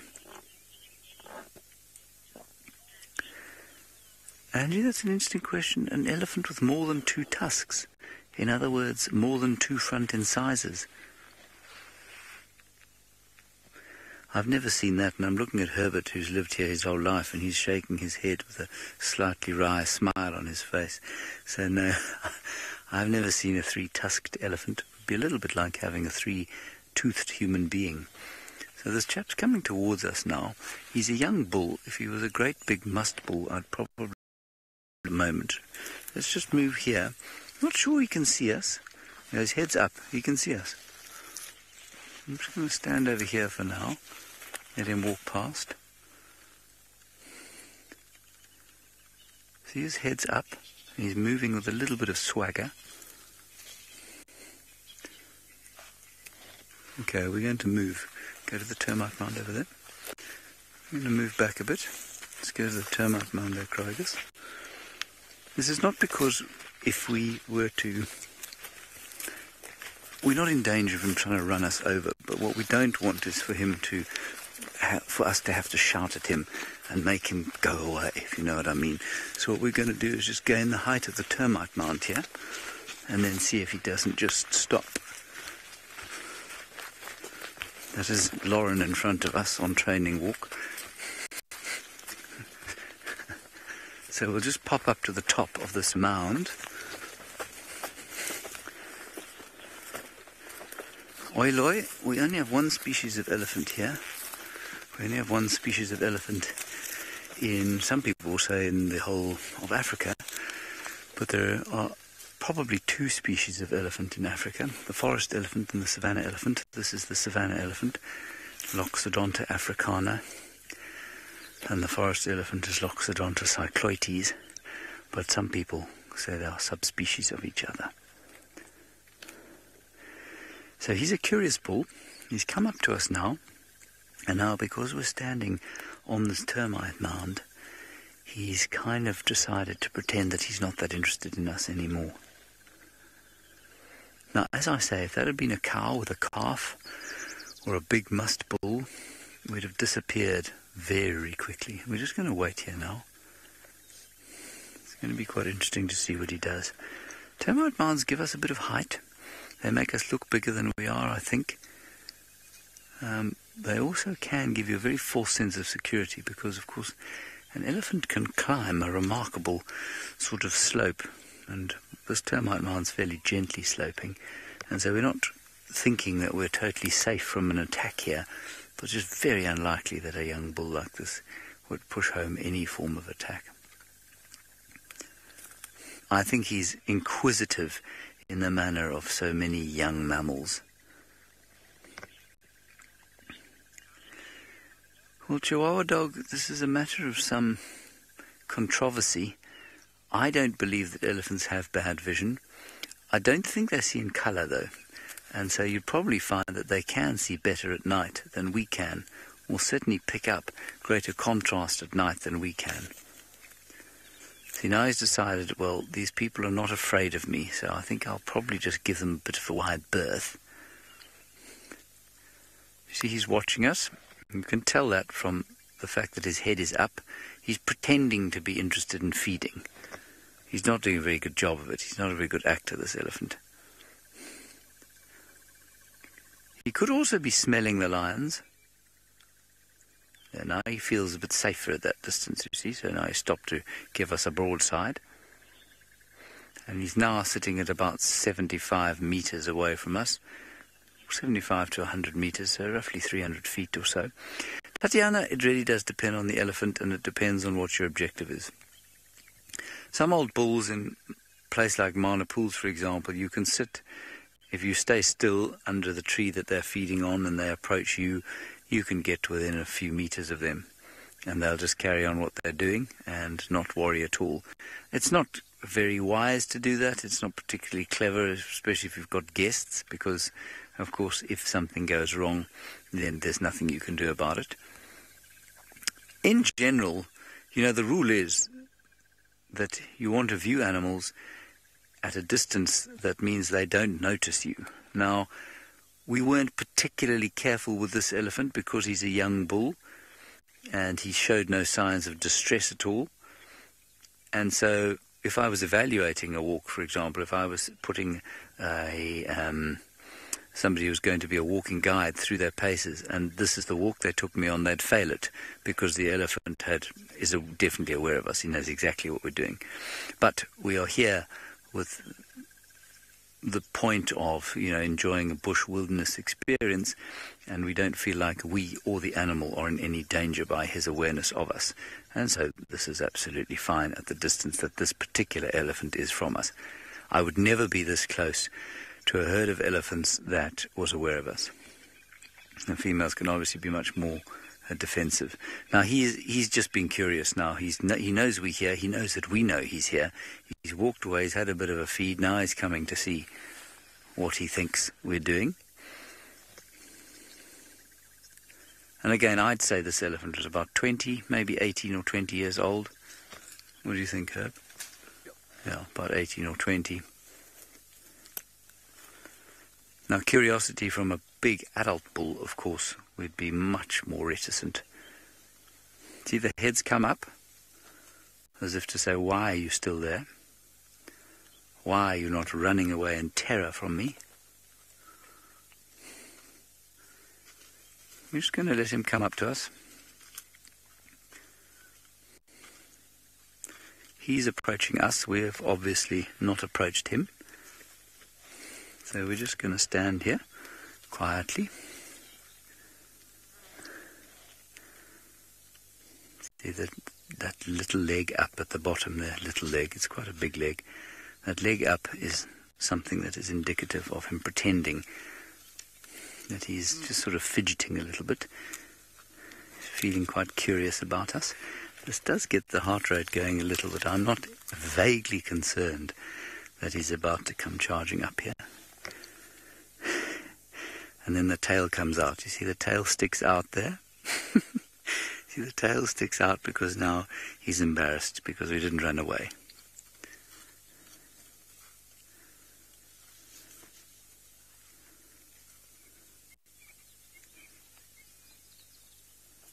See the lifted leg there? That's what they call some sort of displacement behavior. MDR, you know what, it is relatively easy to read their language, but you can get it wrong. And so, you know, you might be able to do this with a cow and a calf if she was confident enough with you, but I wouldn't try it. So you might be able to look at the cow's body language and say, no, she's fine, she's just being curious. It's just unlikely she'd behave like this, and I wouldn't take a chance because it could change. Once you've spent a lot of time around elephants, yes, it does become relatively easy to read their body language. Let's just see what he does now. I'd be interested to know if he comes back towards us. For me, this is so typical of so many young male mammals. They're curious, they're easily bored, and they like to come and see what's going on. Hosanna is exactly the same. And they could not be further related from each other. And the females just don't exhibit this kind of behavior. They tend to take life much more seriously. You won't find a young elephant cow doing this. She's into the herd social structure and, you know, looking after the youngsters and just generally being much more grown up about life than the young males are. And you'd find the same, you know, a nearly 3-year-old leopardess, same age as Hosanna, would be pretty much almost territorial and probably almost coming into estrus for the first time. So getting on with the business of life, whereas these young males, well, just like young human males, of course, tend to get quite curious.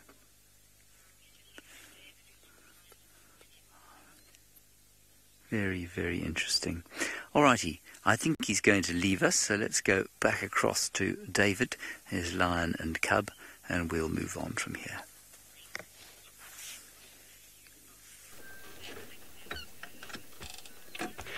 Well, I think James has done a pretty good job, and we have been doing what I call To Walk with the Lions, and I'm sure some of you might have watched a movie called To Walk with the Lions with George Adamson. That the main character was a gentleman called Richard Harris, and that was done some parts the north of Kenya, in an area called Laikipia. And that is Limpy, not very clear from where she is. She just, I think, stopped there to have a rest. And there she comes out, and followed closely is her young 6-7 weeks old cub. There the cub comes through, and I've been with them for about, a kilometer plus now. And I've been thinking they're going to rejoin the main pride. For those who have never joined us before, this is one member of the Sausage Tree Pride. And remember, being a very interactive safari, should you have any questions or comments, #SafariLive on Twitter. She walks and she's just disappeared, but she's going to pop up at that particular window there. And I'm sure Manu is doing the best he can in timing. That's her head.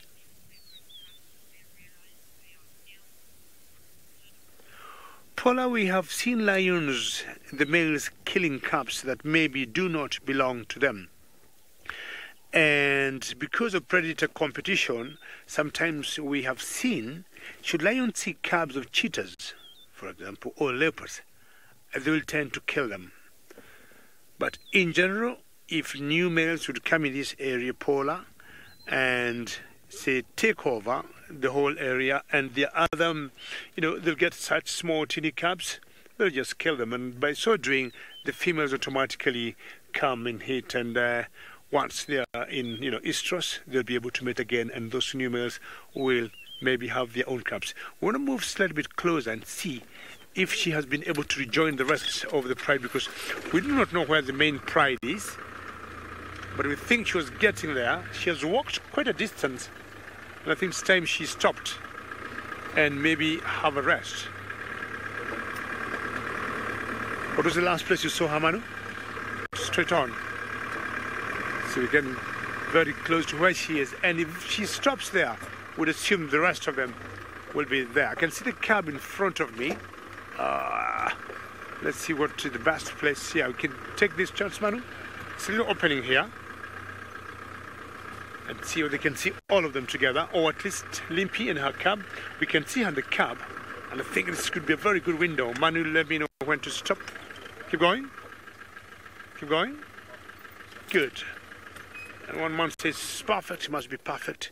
We've got a small little opening, a small little window where we can see that is Limpy and her cab. She has walked, I would say, almost 2 miles since we started doing the walk with her. Maybe 3 miles to be exact. Yes, and Megan says it from the final control. That's pretty awesome, and it is awesome. And she got herself some nice shade under some nice, huge, big fig tree.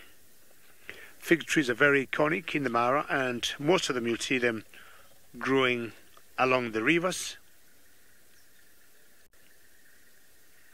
And after such a walk, you need to have a rest. Limpy. So again, all the theories we have been having here as guides, what might have happened to the other cab. This is about now 6-7 weeks old, and Limpy Lioness had 2 cabs, and she lost 1. And we do not know for a fact what might have happened. Very difficult even to see the skin. Should we have seen the skin, we could have guessed by looking at it and trying to do a bit of forensic what could have transpired. But if it was hyenas that got it, definitely the hyenas will clean everything. Hyenas have been known to eat bones and skin and even teeth of their prey. The only thing maybe the hyenas will leave behind when they don't want to eat a lot will be the horns, but anything else, they will always eat it clean.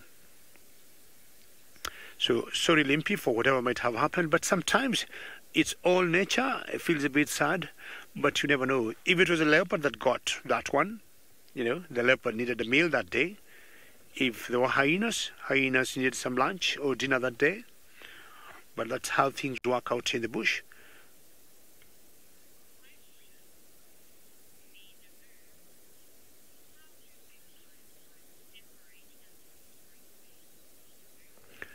Minamu, how are you today? And always very nice to hear your name.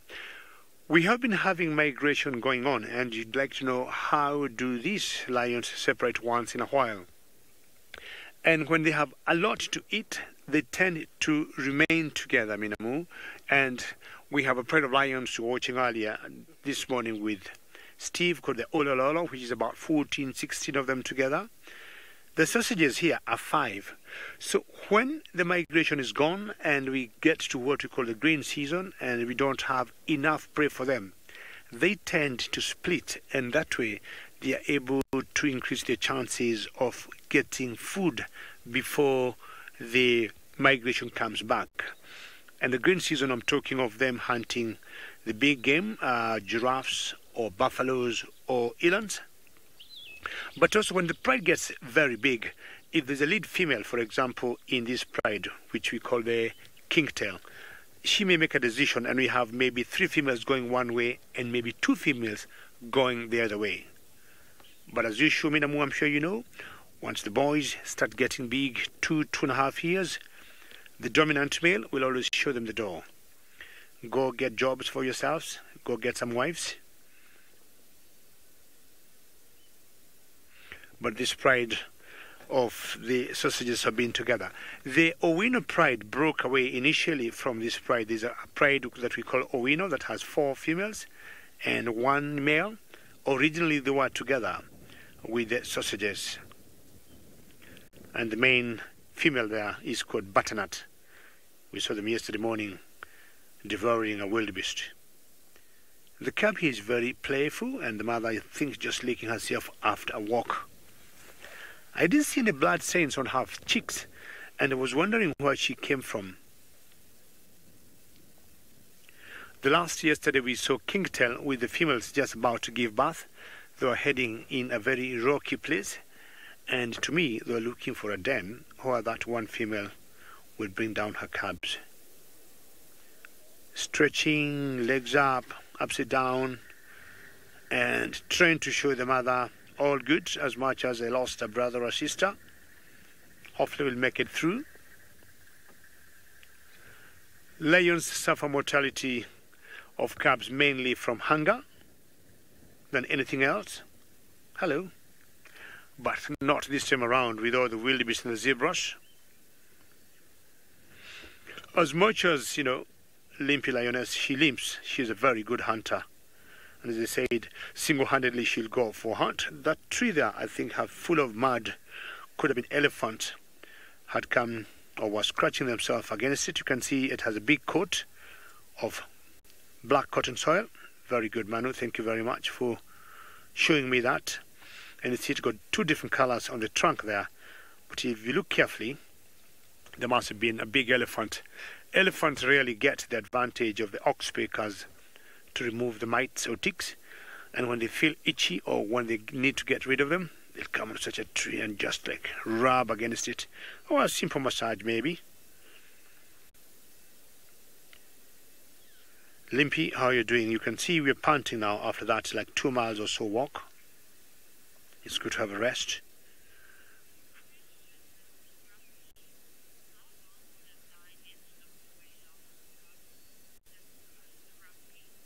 Mr. Grumpy asking how long will a lioness look for its lost cub? I have seen one that tried in vain for about 3 days, and they go calling and calling and calling and calling. And if, you know, they don't show up, they tend to know they face also so many challenges, and they very quickly give up. It's very difficult to know for how long they'll try to do that, but the one I last remember seeing was 2 or 3 days, and they call, and they'll be careful not to leave the other one for too long, because if they're too far and they leave the other one to try and locate the other lost one, chances are they might even lose the second one. Well, we'll allow Limpy to rest with her cub, and we're going to move on, and let's find out whether Steve got any piglets. Yes, here we are back in the marsh area with the mama warthog and her 3 little youngsters. We were talking about delicate. There's nothing delicate about a warthog. They are very tough animals. And look at them go. Mungai is loving it because he says the 400-meter Olympic champions. Always running they are. And I always remember a very funny joke. Someone said, why do warthogs raise their tails when they run? And the funny joke is that when they run in the long grass, they close their eyes because of the grass and the grass seeds, and their skin is so tight it pulls the tail up. I always found that quite funny. But in fact, the reason is a bit of a follow me signal through the long grass. If you've ever been on a tour in Europe, I remember being in Florence, I remember being in Rome. You always get these tour guides walking around with a tall flag pole on their back, on a backpack, so that all their tourists that are with them on the group can follow them through the masses of crowds. And, well, the purpose for the warthog's tail apparently is the same. You see the little youngsters are very low to the ground. Very difficult to follow each other, or mum, if you can't see something protruding above the ground level. If you heard that little beeping sound, that was in fact a hummerkop that just flew over us. Hummerkop gave us a flyby. Piglets are very cute. And in the background is a whole lot of Thompson's gazelle with their tails constantly flittering. It's a non-stop process. And the herons are in abundance around. There must be an enormous amount of frogs and insects that have sort of bloomed out on these open areas, because there are so many herons and storks around at the moment walking through the open.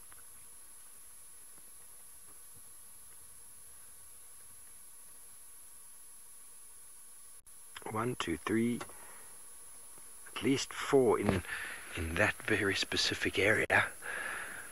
The time of abundance still. And there's a Hamakop to the right of the screen walking through as well. That heron's moving very quickly. Competition for food at the moment. There's some lapwings walking through. See the heat of the day making that very interesting sort of, what do you call that? I don't even know that. Heat off the ground. A very fuzzy feeling.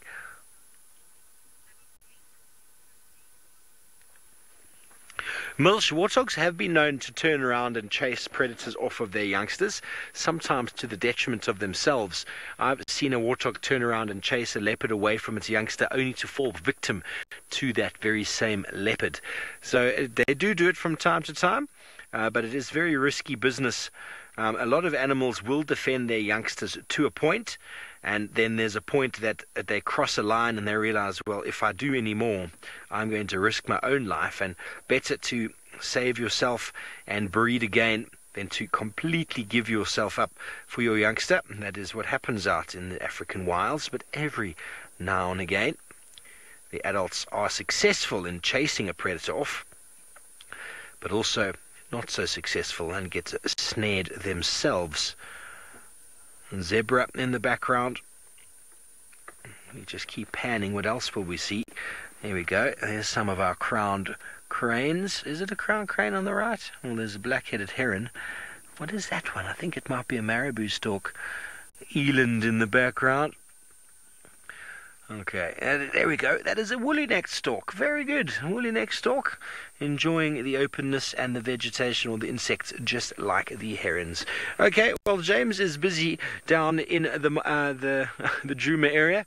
He's got his knife out. I wonder who he's threatening.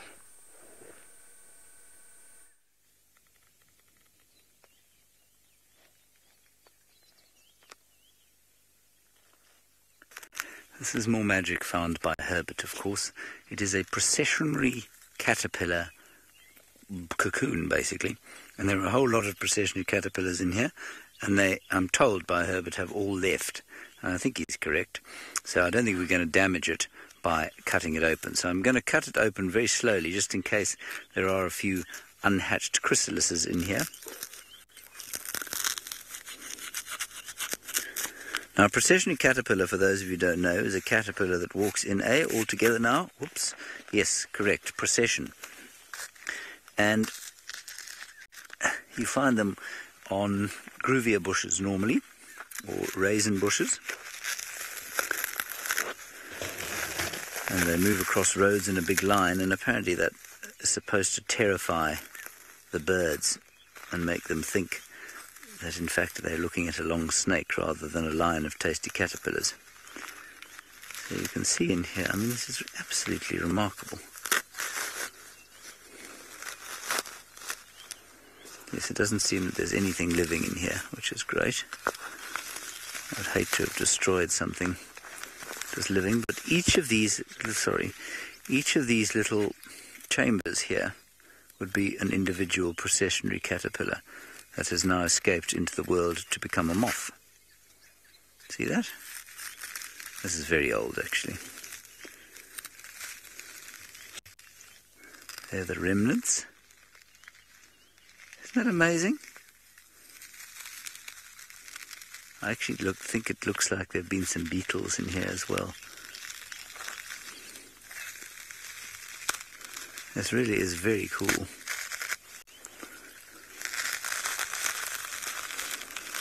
Oops. Michelle, they make this with their silk-producing organs. I nearly said spinnerets, but I don't think you call them spinnerets on a caterpillar. All caterpillars can make silk, as far as I'm aware, and I mean the most classic example is a silkworm. They make little silk cocoons from which your kimono is made. If you have a kimono, and a proper one, not one made from nylon. Anyway, that's exactly the same thing that's going on here. So this is a form of silk. Whether or not you could make a kimono out of processionary caterpillars or not, I'm not sure. I'm not sure anyone's ever tried. Kimonos have never been big in Africa. There's an individual chamber. Oh, Rado,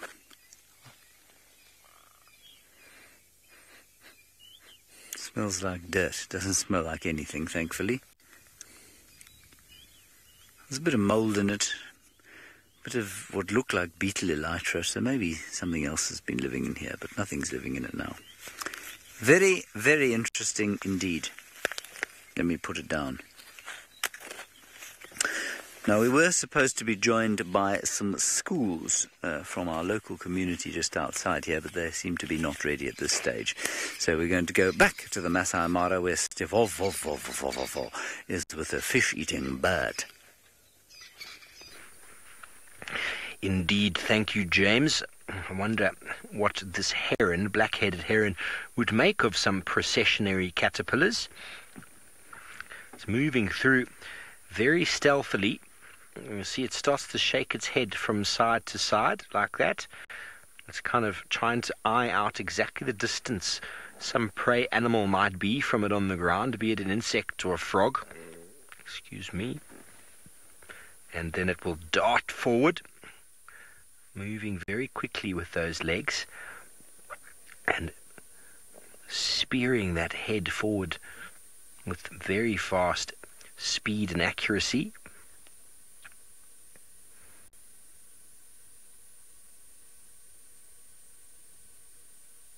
Let's see what it's going to go for. Are you ready? 3, 2, 1.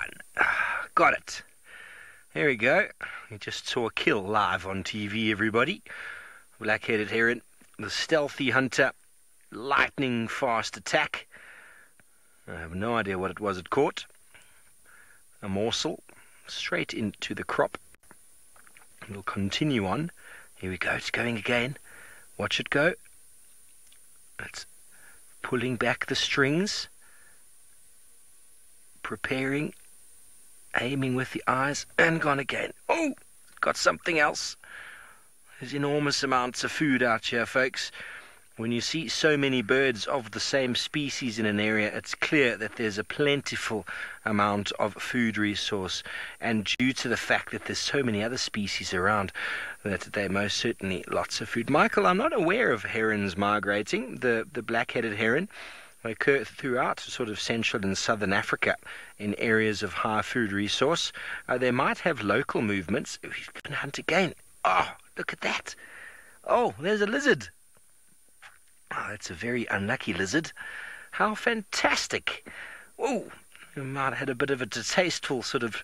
He let off some form of something there he didn't quite like. Distasteful something on the body of that lizard has caused the heron to shake. So I don't think there's a migration per se of herons. They might move locally due to rainfall and insects and sort of amphibian sort of blooms, but it'll be on a very local sort of scale. In the Mara, there's no need for many of the bird species to migrate because the food resource is quite abundant. And in southern Africa, I think they might just move between rainfall areas. Might be sort of what we call altitudinal migrants, meaning moving from a high altitude to a low altitude, where summer and winter are different, the seasonality. But from an inter-African sort of migratory sort of pattern, I'm not aware of that. But they do occur all the way from here down to southern Africa. Enjoying open areas associated with waterlogged areas, so most certainly in that regard moving with seasonal movements of moisture. Okay, well, from our hunting bird, we're going to go to probably the prime hunter on the African savanna.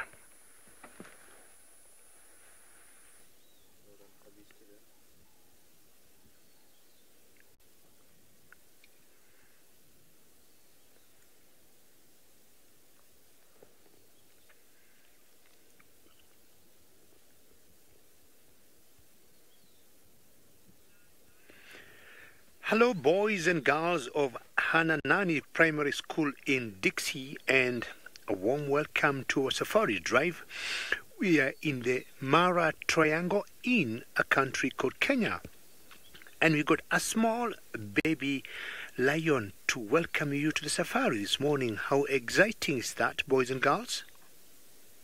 Look at that small tiny baby, and that is the mother on her left. Isn't that wonderful? Remember, we request you one thing, boys and girls, to ask us as many questions as you can, and we'll try to answer them as much as we can through your teachers. And my name is David, and with me on camera today is Manu.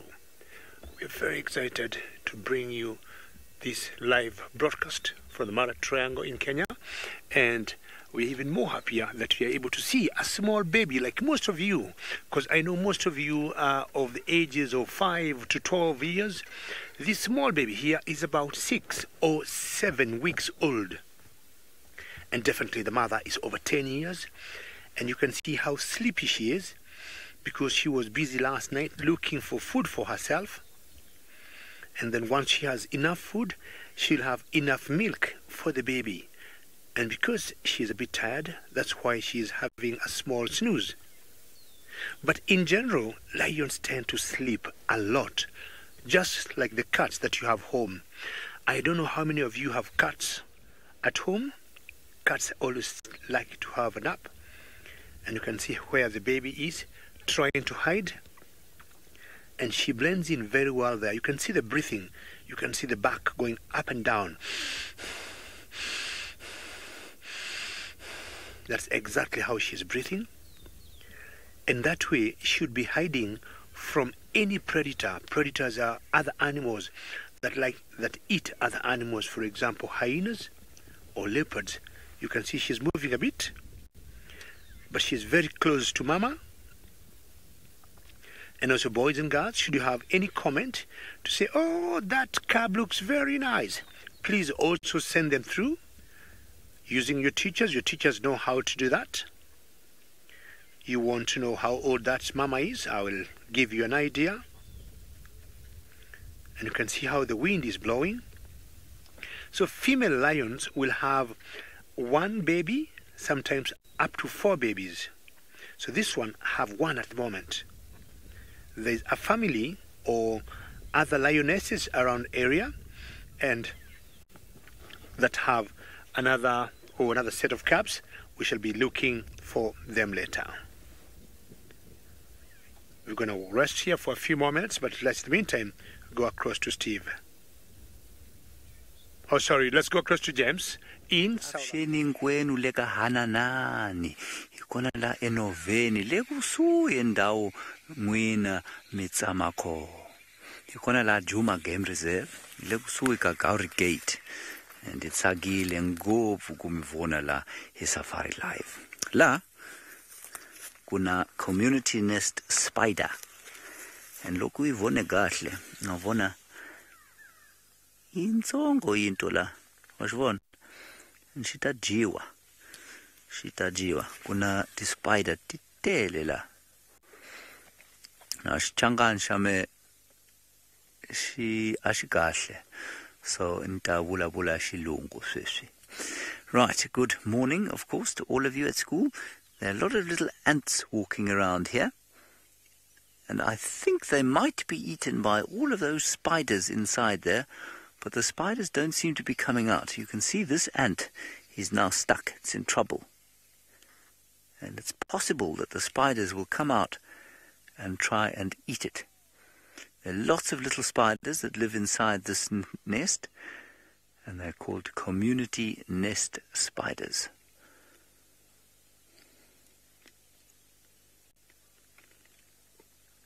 Very interesting. Now today we've seen elephants, we've seen a lion, and we've seen leopards while we've been walking.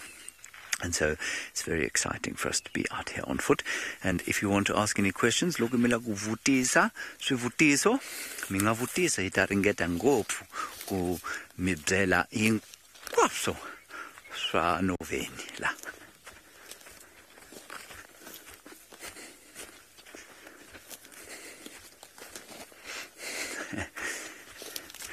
Right, let's see what else we can find over here. Let's look at this tree. This is a very interesting tree. In Shangaan, I think we call it mkaya. It is the knobthorn tree in English. Here it is. And you can see that this tree has had a bit of a tough time. It's not looking in a very good way, and that is because the elephants love to eat these trees, especially in the winter time. And the reason they like to eat the trees in the wintertime is that the bark over here, if you look over there, if you're very strong like an elephant and you can peel that away, you can take it off, there's some very nutritious, very tasty food underneath there. And that food is called the cambium. The cambium. So if you can remember that, that will be good. So let's keep going here. Minga chave kuvutisa swivutiso hitatsaka ngopfu ku mi pfuna ku swisisa kahle la inova. Alrighty. Hina ikola South Africa itamrumela le ka Kenya no Steve. Avsheni, minjani wena. How are you all doing this morning? Welcome to the Masai Mara Triangle. Here we have got some beautiful warthogs walking around, going down on their knees from time to time to eat the very nice short grass. Ooh, he's having a toilet break there. How interesting. So these are very important animals, the warthog. They live out on these open areas and they are very important food for lions, leopard and cheetah. We have all of them here. Well, good morning. My name is Steve. I'm joined by Bongay on camera. And please send through your questions with your teacher. We'd love to hear from you. Back over to the warthog.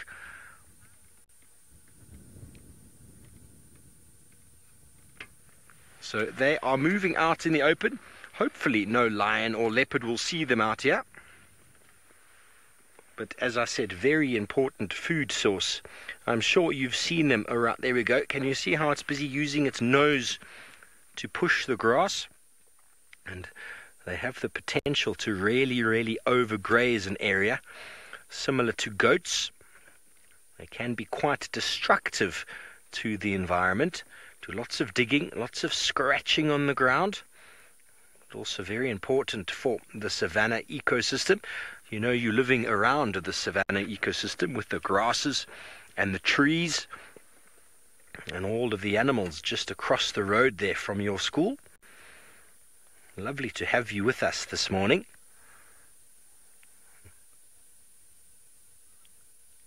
Oh, itchy head. The warthogs get lots of ticks as well, so they need to scratch themselves. Quite often they use their foot, and a lot of the time they will actually rub against trees or termite mounds to scratch themselves, because it's very difficult to scratch yourself if you don't have any fingers.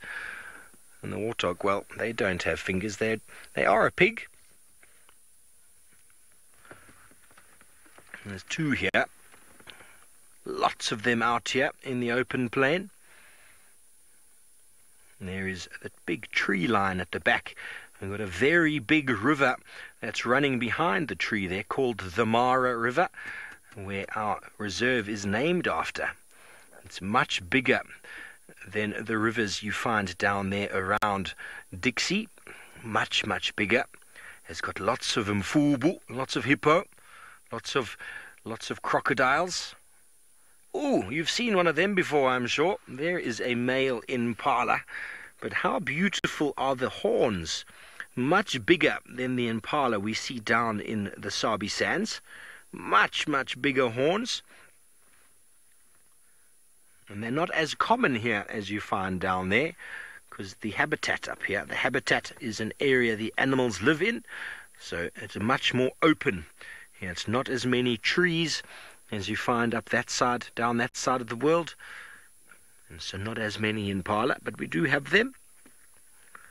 They like to live next to the river, next to the trees there, because they feed on leaves as well as grass.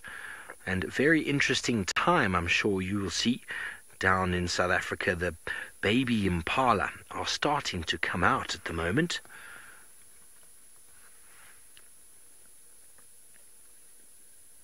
I can't see what you're looking at there, Bongay. Okay, well, impala and warthog are moving out on the open plain, and they're hoping not to be spotted by any lions.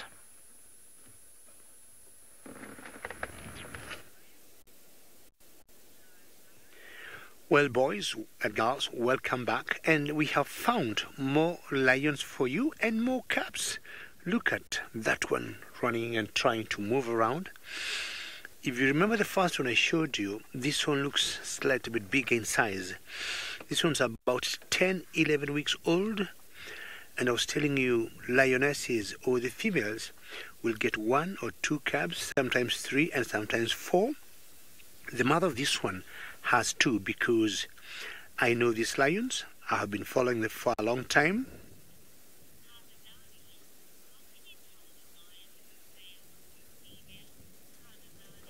Hananani, that's a very good question. How can I tell a lion whether it's a male or a female?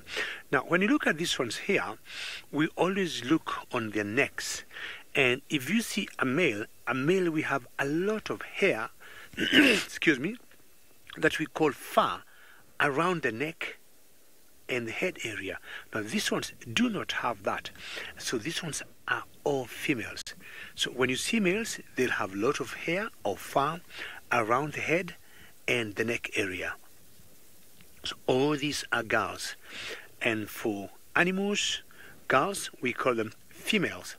And I'm sure you know, if it's a female lion, you'd call her a lioness. So lions in general tend to stay together in groups. And there's a bird making noise in the background. I'm not sure you can hear it. It's called a hammerkop. When choo-choo-choo-choo-choo-choo-choo-choo, they are flying, because this flying, you can see it there, just landing right there. Very good job, Manu. And because it's not very happy with the lions there, that's why you can hear her going choo-choo-choo-choo-choo. Now look at the shape of her head, and you see the shape of the head looks like a hammer. And that's why they are called hammerkops, because kop in Dutch means a hammer. These birds, they look very small, but they make the largest nets in the world.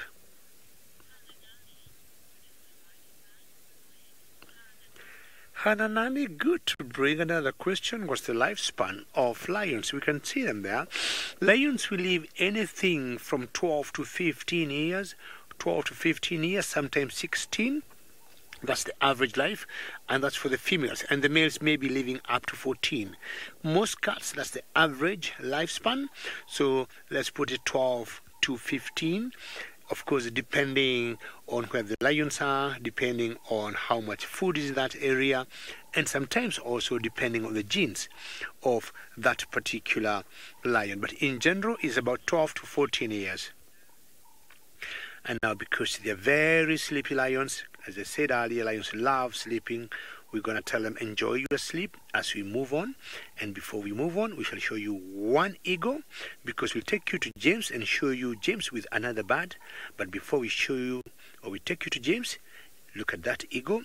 It's called long-crested eagle. And it's called the long-crested eagle because she got a crest on her head.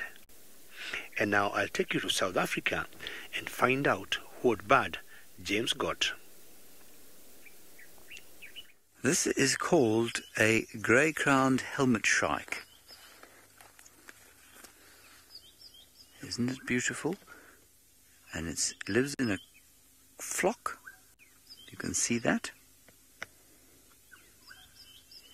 Beautiful, beautiful bird.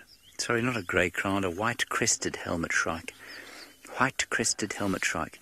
Now, it's a very silly name for this bird, of course, because it doesn't have a white crest. The crest is the feathers that are on top of the head, and we've been standing here with them. They've been flying all around us.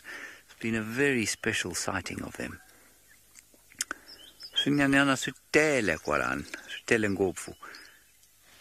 Maybe you can hear over there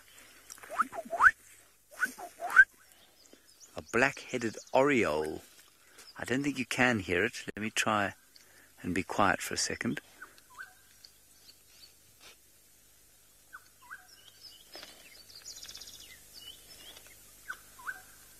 Beautiful sound.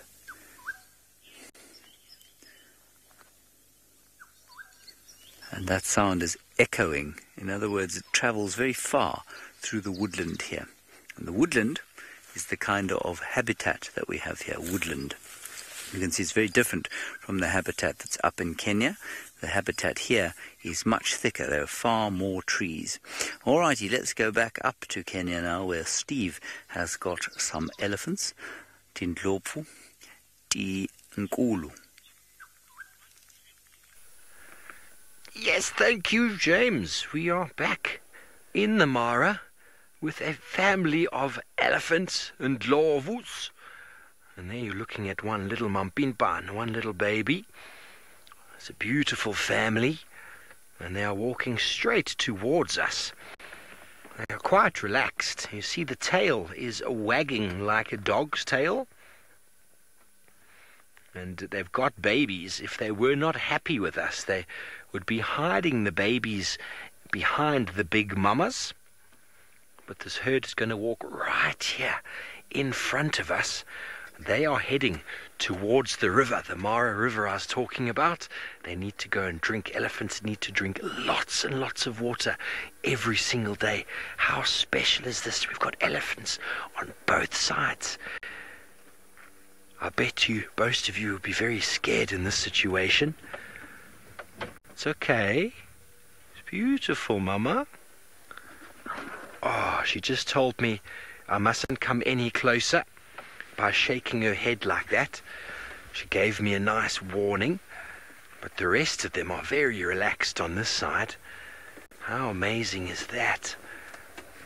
Always very special to spend time with elephants. And there's lots of them up here in the Mara.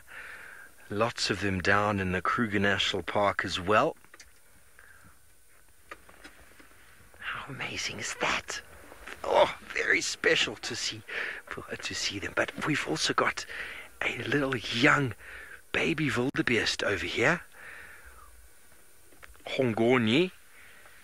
But this is a white-bearded wildebeest. And the one we find in South Africa is a different type. But it's a little youngster that seems to be missing his mother. He's following the elephants. I don't know why. But there were many wildebeest around here for the last few months. And this poor little fellow looks like it's lost. Very, very sad. Unfortunately, if it doesn't find the rest of its family, well, there's a very good chance that the lions will find it. And because it's on its own, there, can you see how nice and wide open it is here? You'd be able to see lions very, very far if you use binoculars. But David has managed to find a nice big Madoda Ngala.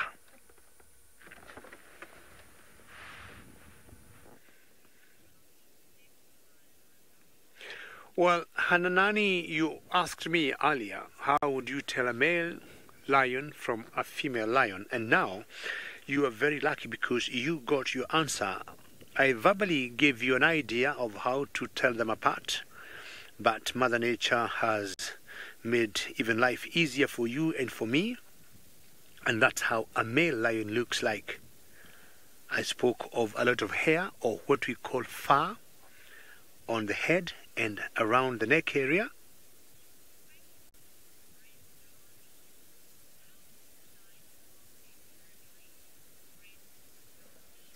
Rendani, you are asking how do lions mark their territory, and it's very simple.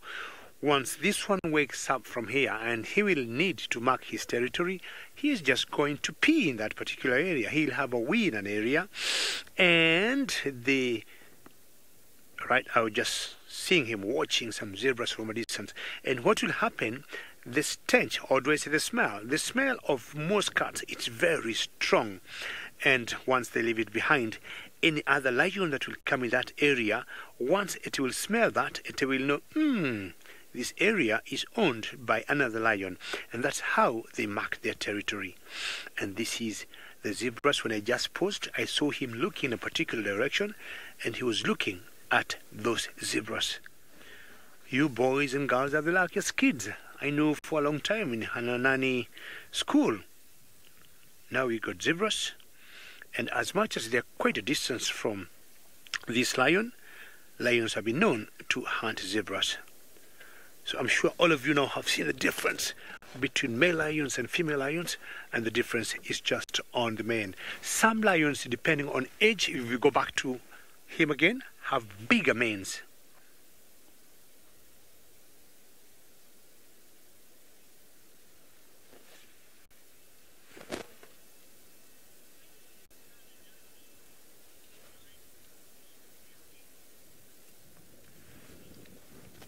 Hananani, you're asking, what do lion cubs eat when they're less than 3 months old?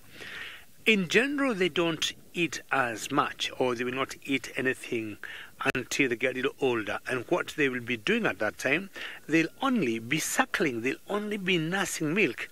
Just like us, or just like you children, when you're young, the only thing you do, you keep just sucking your mama's milk until you get to an age where you can chew some food.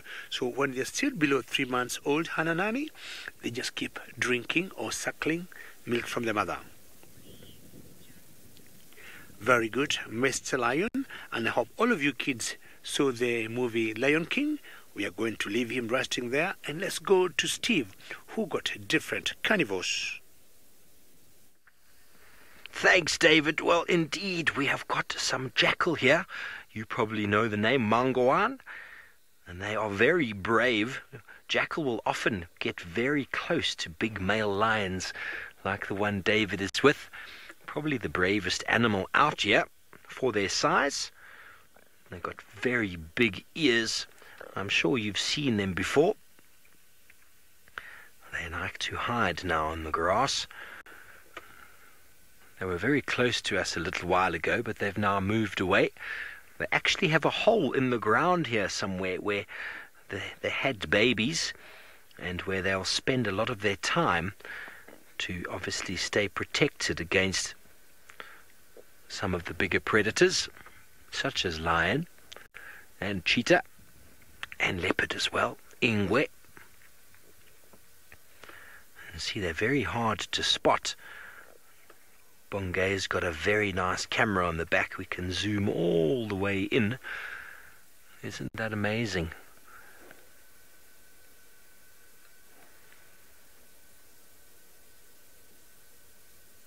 So they are a small carnivore. You know what a carnivore is? A carnivore is an animal that eats meat, and the jackal eats meat as well as insects, and they also eat fruit. So they're actually not only a carnivore, they're also an omnivore like us. They eat all sorts of things to survive, and just like that, they have disappeared. Well, very good. That is how it works out here. The animals come and they go. But in the distance over here, Monga, we have got a very tall animal. The tallest animal in the world is called a noontloa. So that is a giraffe. Hello, Siyabonga. You want to know if the jackals we just saw are ready to hunt? Well, jackals are always looking for something. They are what we call opportunistic. So if something comes around, they'll definitely grab it. They'll always steal meat from other animals. They'll catch insects. They'll dig for rodents and lizards. And they will also chase other carnivores of the same sort of size. So they're always ready to catch things, always moving around, always sniffing and listening as they go. But I need to move. Sorry, I'm causing a bit of a traffic jam over here. Give me 1 second. As we see that big giraffe, the noontla, moving through. It's a very different color to the ones you might have seen down in South Africa. This is one that occurs only here in the Mara, and it is called the Maasai giraffe. Okay, well, we're going to quickly go down to South Africa. James has got an ingwe. Oh, look at that. We've got a young leopard on foot. We saw him earlier today, and we're quite close to our camp now, and so we were just walking back towards camp, and we saw him again. Now we're going to walk around this way, away from him, and that will make him think that we are not interested in him, and so hopefully he will stay where he is there. We are not going to behave like predators. We are going to do our best to behave not like predators, because if we behave like predators, then he will run away from us. So we're just going to walk normally, as though we are taking a stroll or taking a little walk around the village or around town, and he'll just watch us then. But as soon as we behave like we are predators, then he will run away or become threatened by us. So I'm just going to ask Craig to walk through here, because he's got the camera. And that's Herbert in front of us.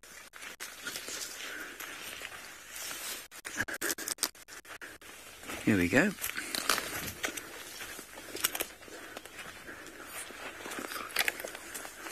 We've got a nice view of him just looking up through there. If you look on the left-hand side of the thick tree, you can just see the spotted face of a leopard.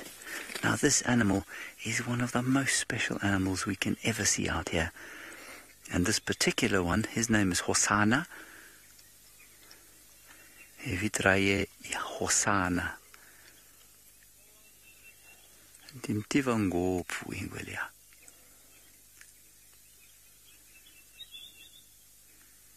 Nditshama la le kusuhi ya mati hikuva swiharhi hinkwaswo swi ta fika ku nwa ni nga hlota la ematini.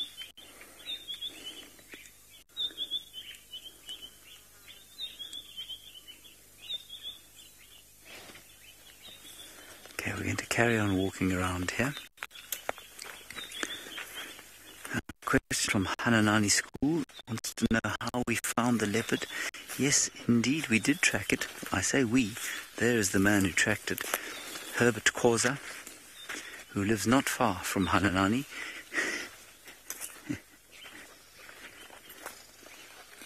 He is a superb tracker, and he's found this leopard for us twice today. We're just going to see if we can get a little bit higher, and then we can look down on him. But again, we're not behaving like predators, so he would become afraid of us if we ducked down and we got behind the bushes and tried to pretend that we were trying to sneak up on him. We know that he's seen us, he knows that we've seen him, and so if we just behave normally, not like we are trying to sneak up on him, then he will probably be completely happy with us. Primanati, the habitat of the leopard is this woodland. They like thicker bush, where they can hide and where they can sneak up on things they might want to eat, like daika, timunti, ushpene, or timala. There he is. He's lying very flat on the ground, because he doesn't really want to be seen too much. So he'll just lie flat on the ground there. And then we will move away from him eventually. And he'll probably just sit up a little, but he'll spend most of the day sleeping there. There we go, now he's looking at us. He's flicking the tail a bit. So I think we'll move away from him because he's flicking his tail. Often for a cat, that means that they're not very happy and they'd rather that we weren't around them. So we're just going to leave him be and let him enjoy his morning without us. Very special, isn't it nice to see a leopard like that? We'll just keep an eye on him as we move away. In the meantime, let's go back up to the Masai Mara, where David is searching for some of the amazing animals that they have there.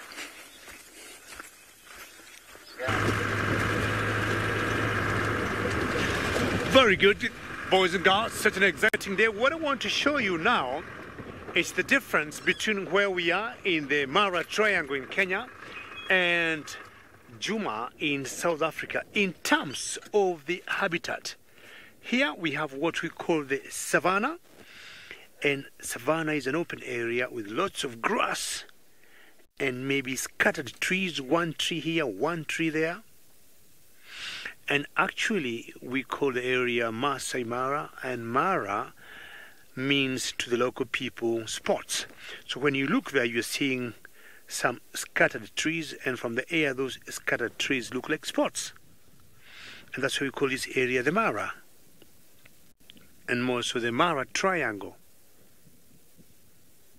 We have been having lots of animals that we call wildebeest and zebras, like what I showed you a few minutes ago, and they had filled up the whole of this area the last few weeks. And because the grass was tall, they ate all the grass, and now the grass is very short. And we'll be waiting for more rains to come, and then the grass will grow tall again. The rains we're waiting for are what we call the short rains, which should be coming now until sometimes in December around Christmas. You see how beautiful this is, eh? Huge, massive area. And you'd imagine this area being filled by hundreds or thousands of wildebeest and zebras. And look at all those trees. Those trees, we call them torchwood trees. Torchwood trees, and how beautiful it looks. But we'll also see other animals apart from the wildebeest just cruising through and eating.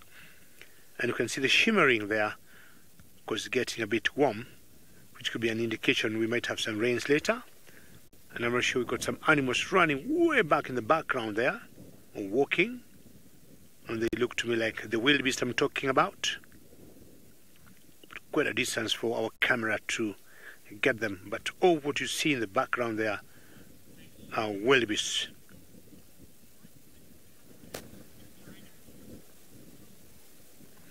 Survival habitat of the dinosaurs, maybe not anywhere here where we are in Africa, but would imagine we relate them to the big elephants in terms of size. Yes, those are the wildebeest in the background running, and because of the heat, that's why you see a bit of shimmering there. And most likely you might be getting some rains later today in the afternoon.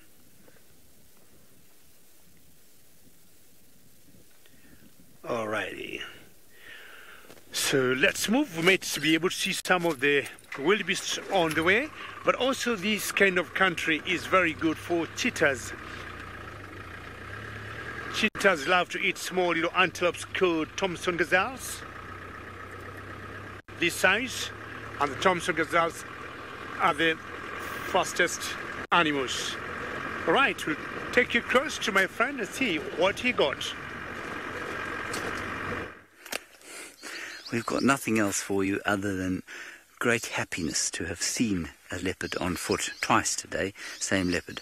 We did actually find that he's got meat in this area. He killed a small bushbuck, Mbavaila, last night.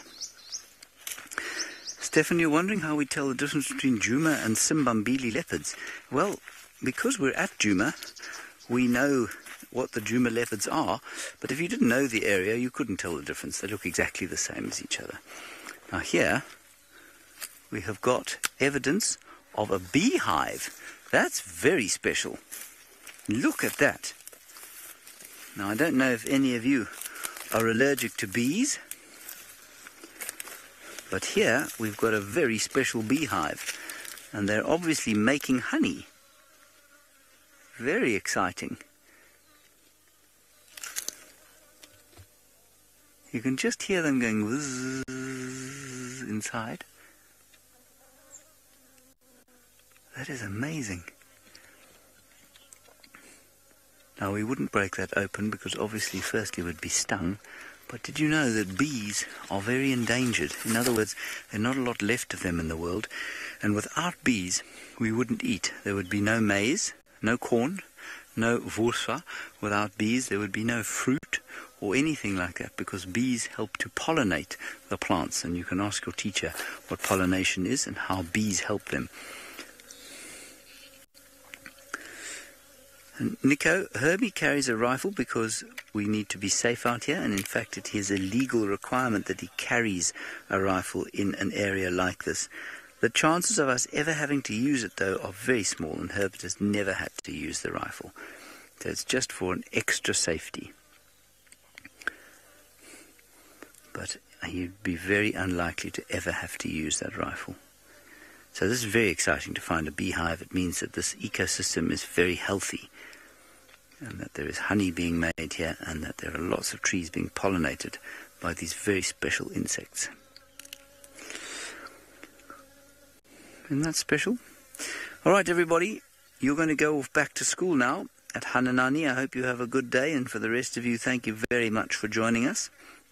It's been a tremendously spectacular bushwalk, and we will see the rest of you later this afternoon at 4 o'clock. Until then, bye-bye.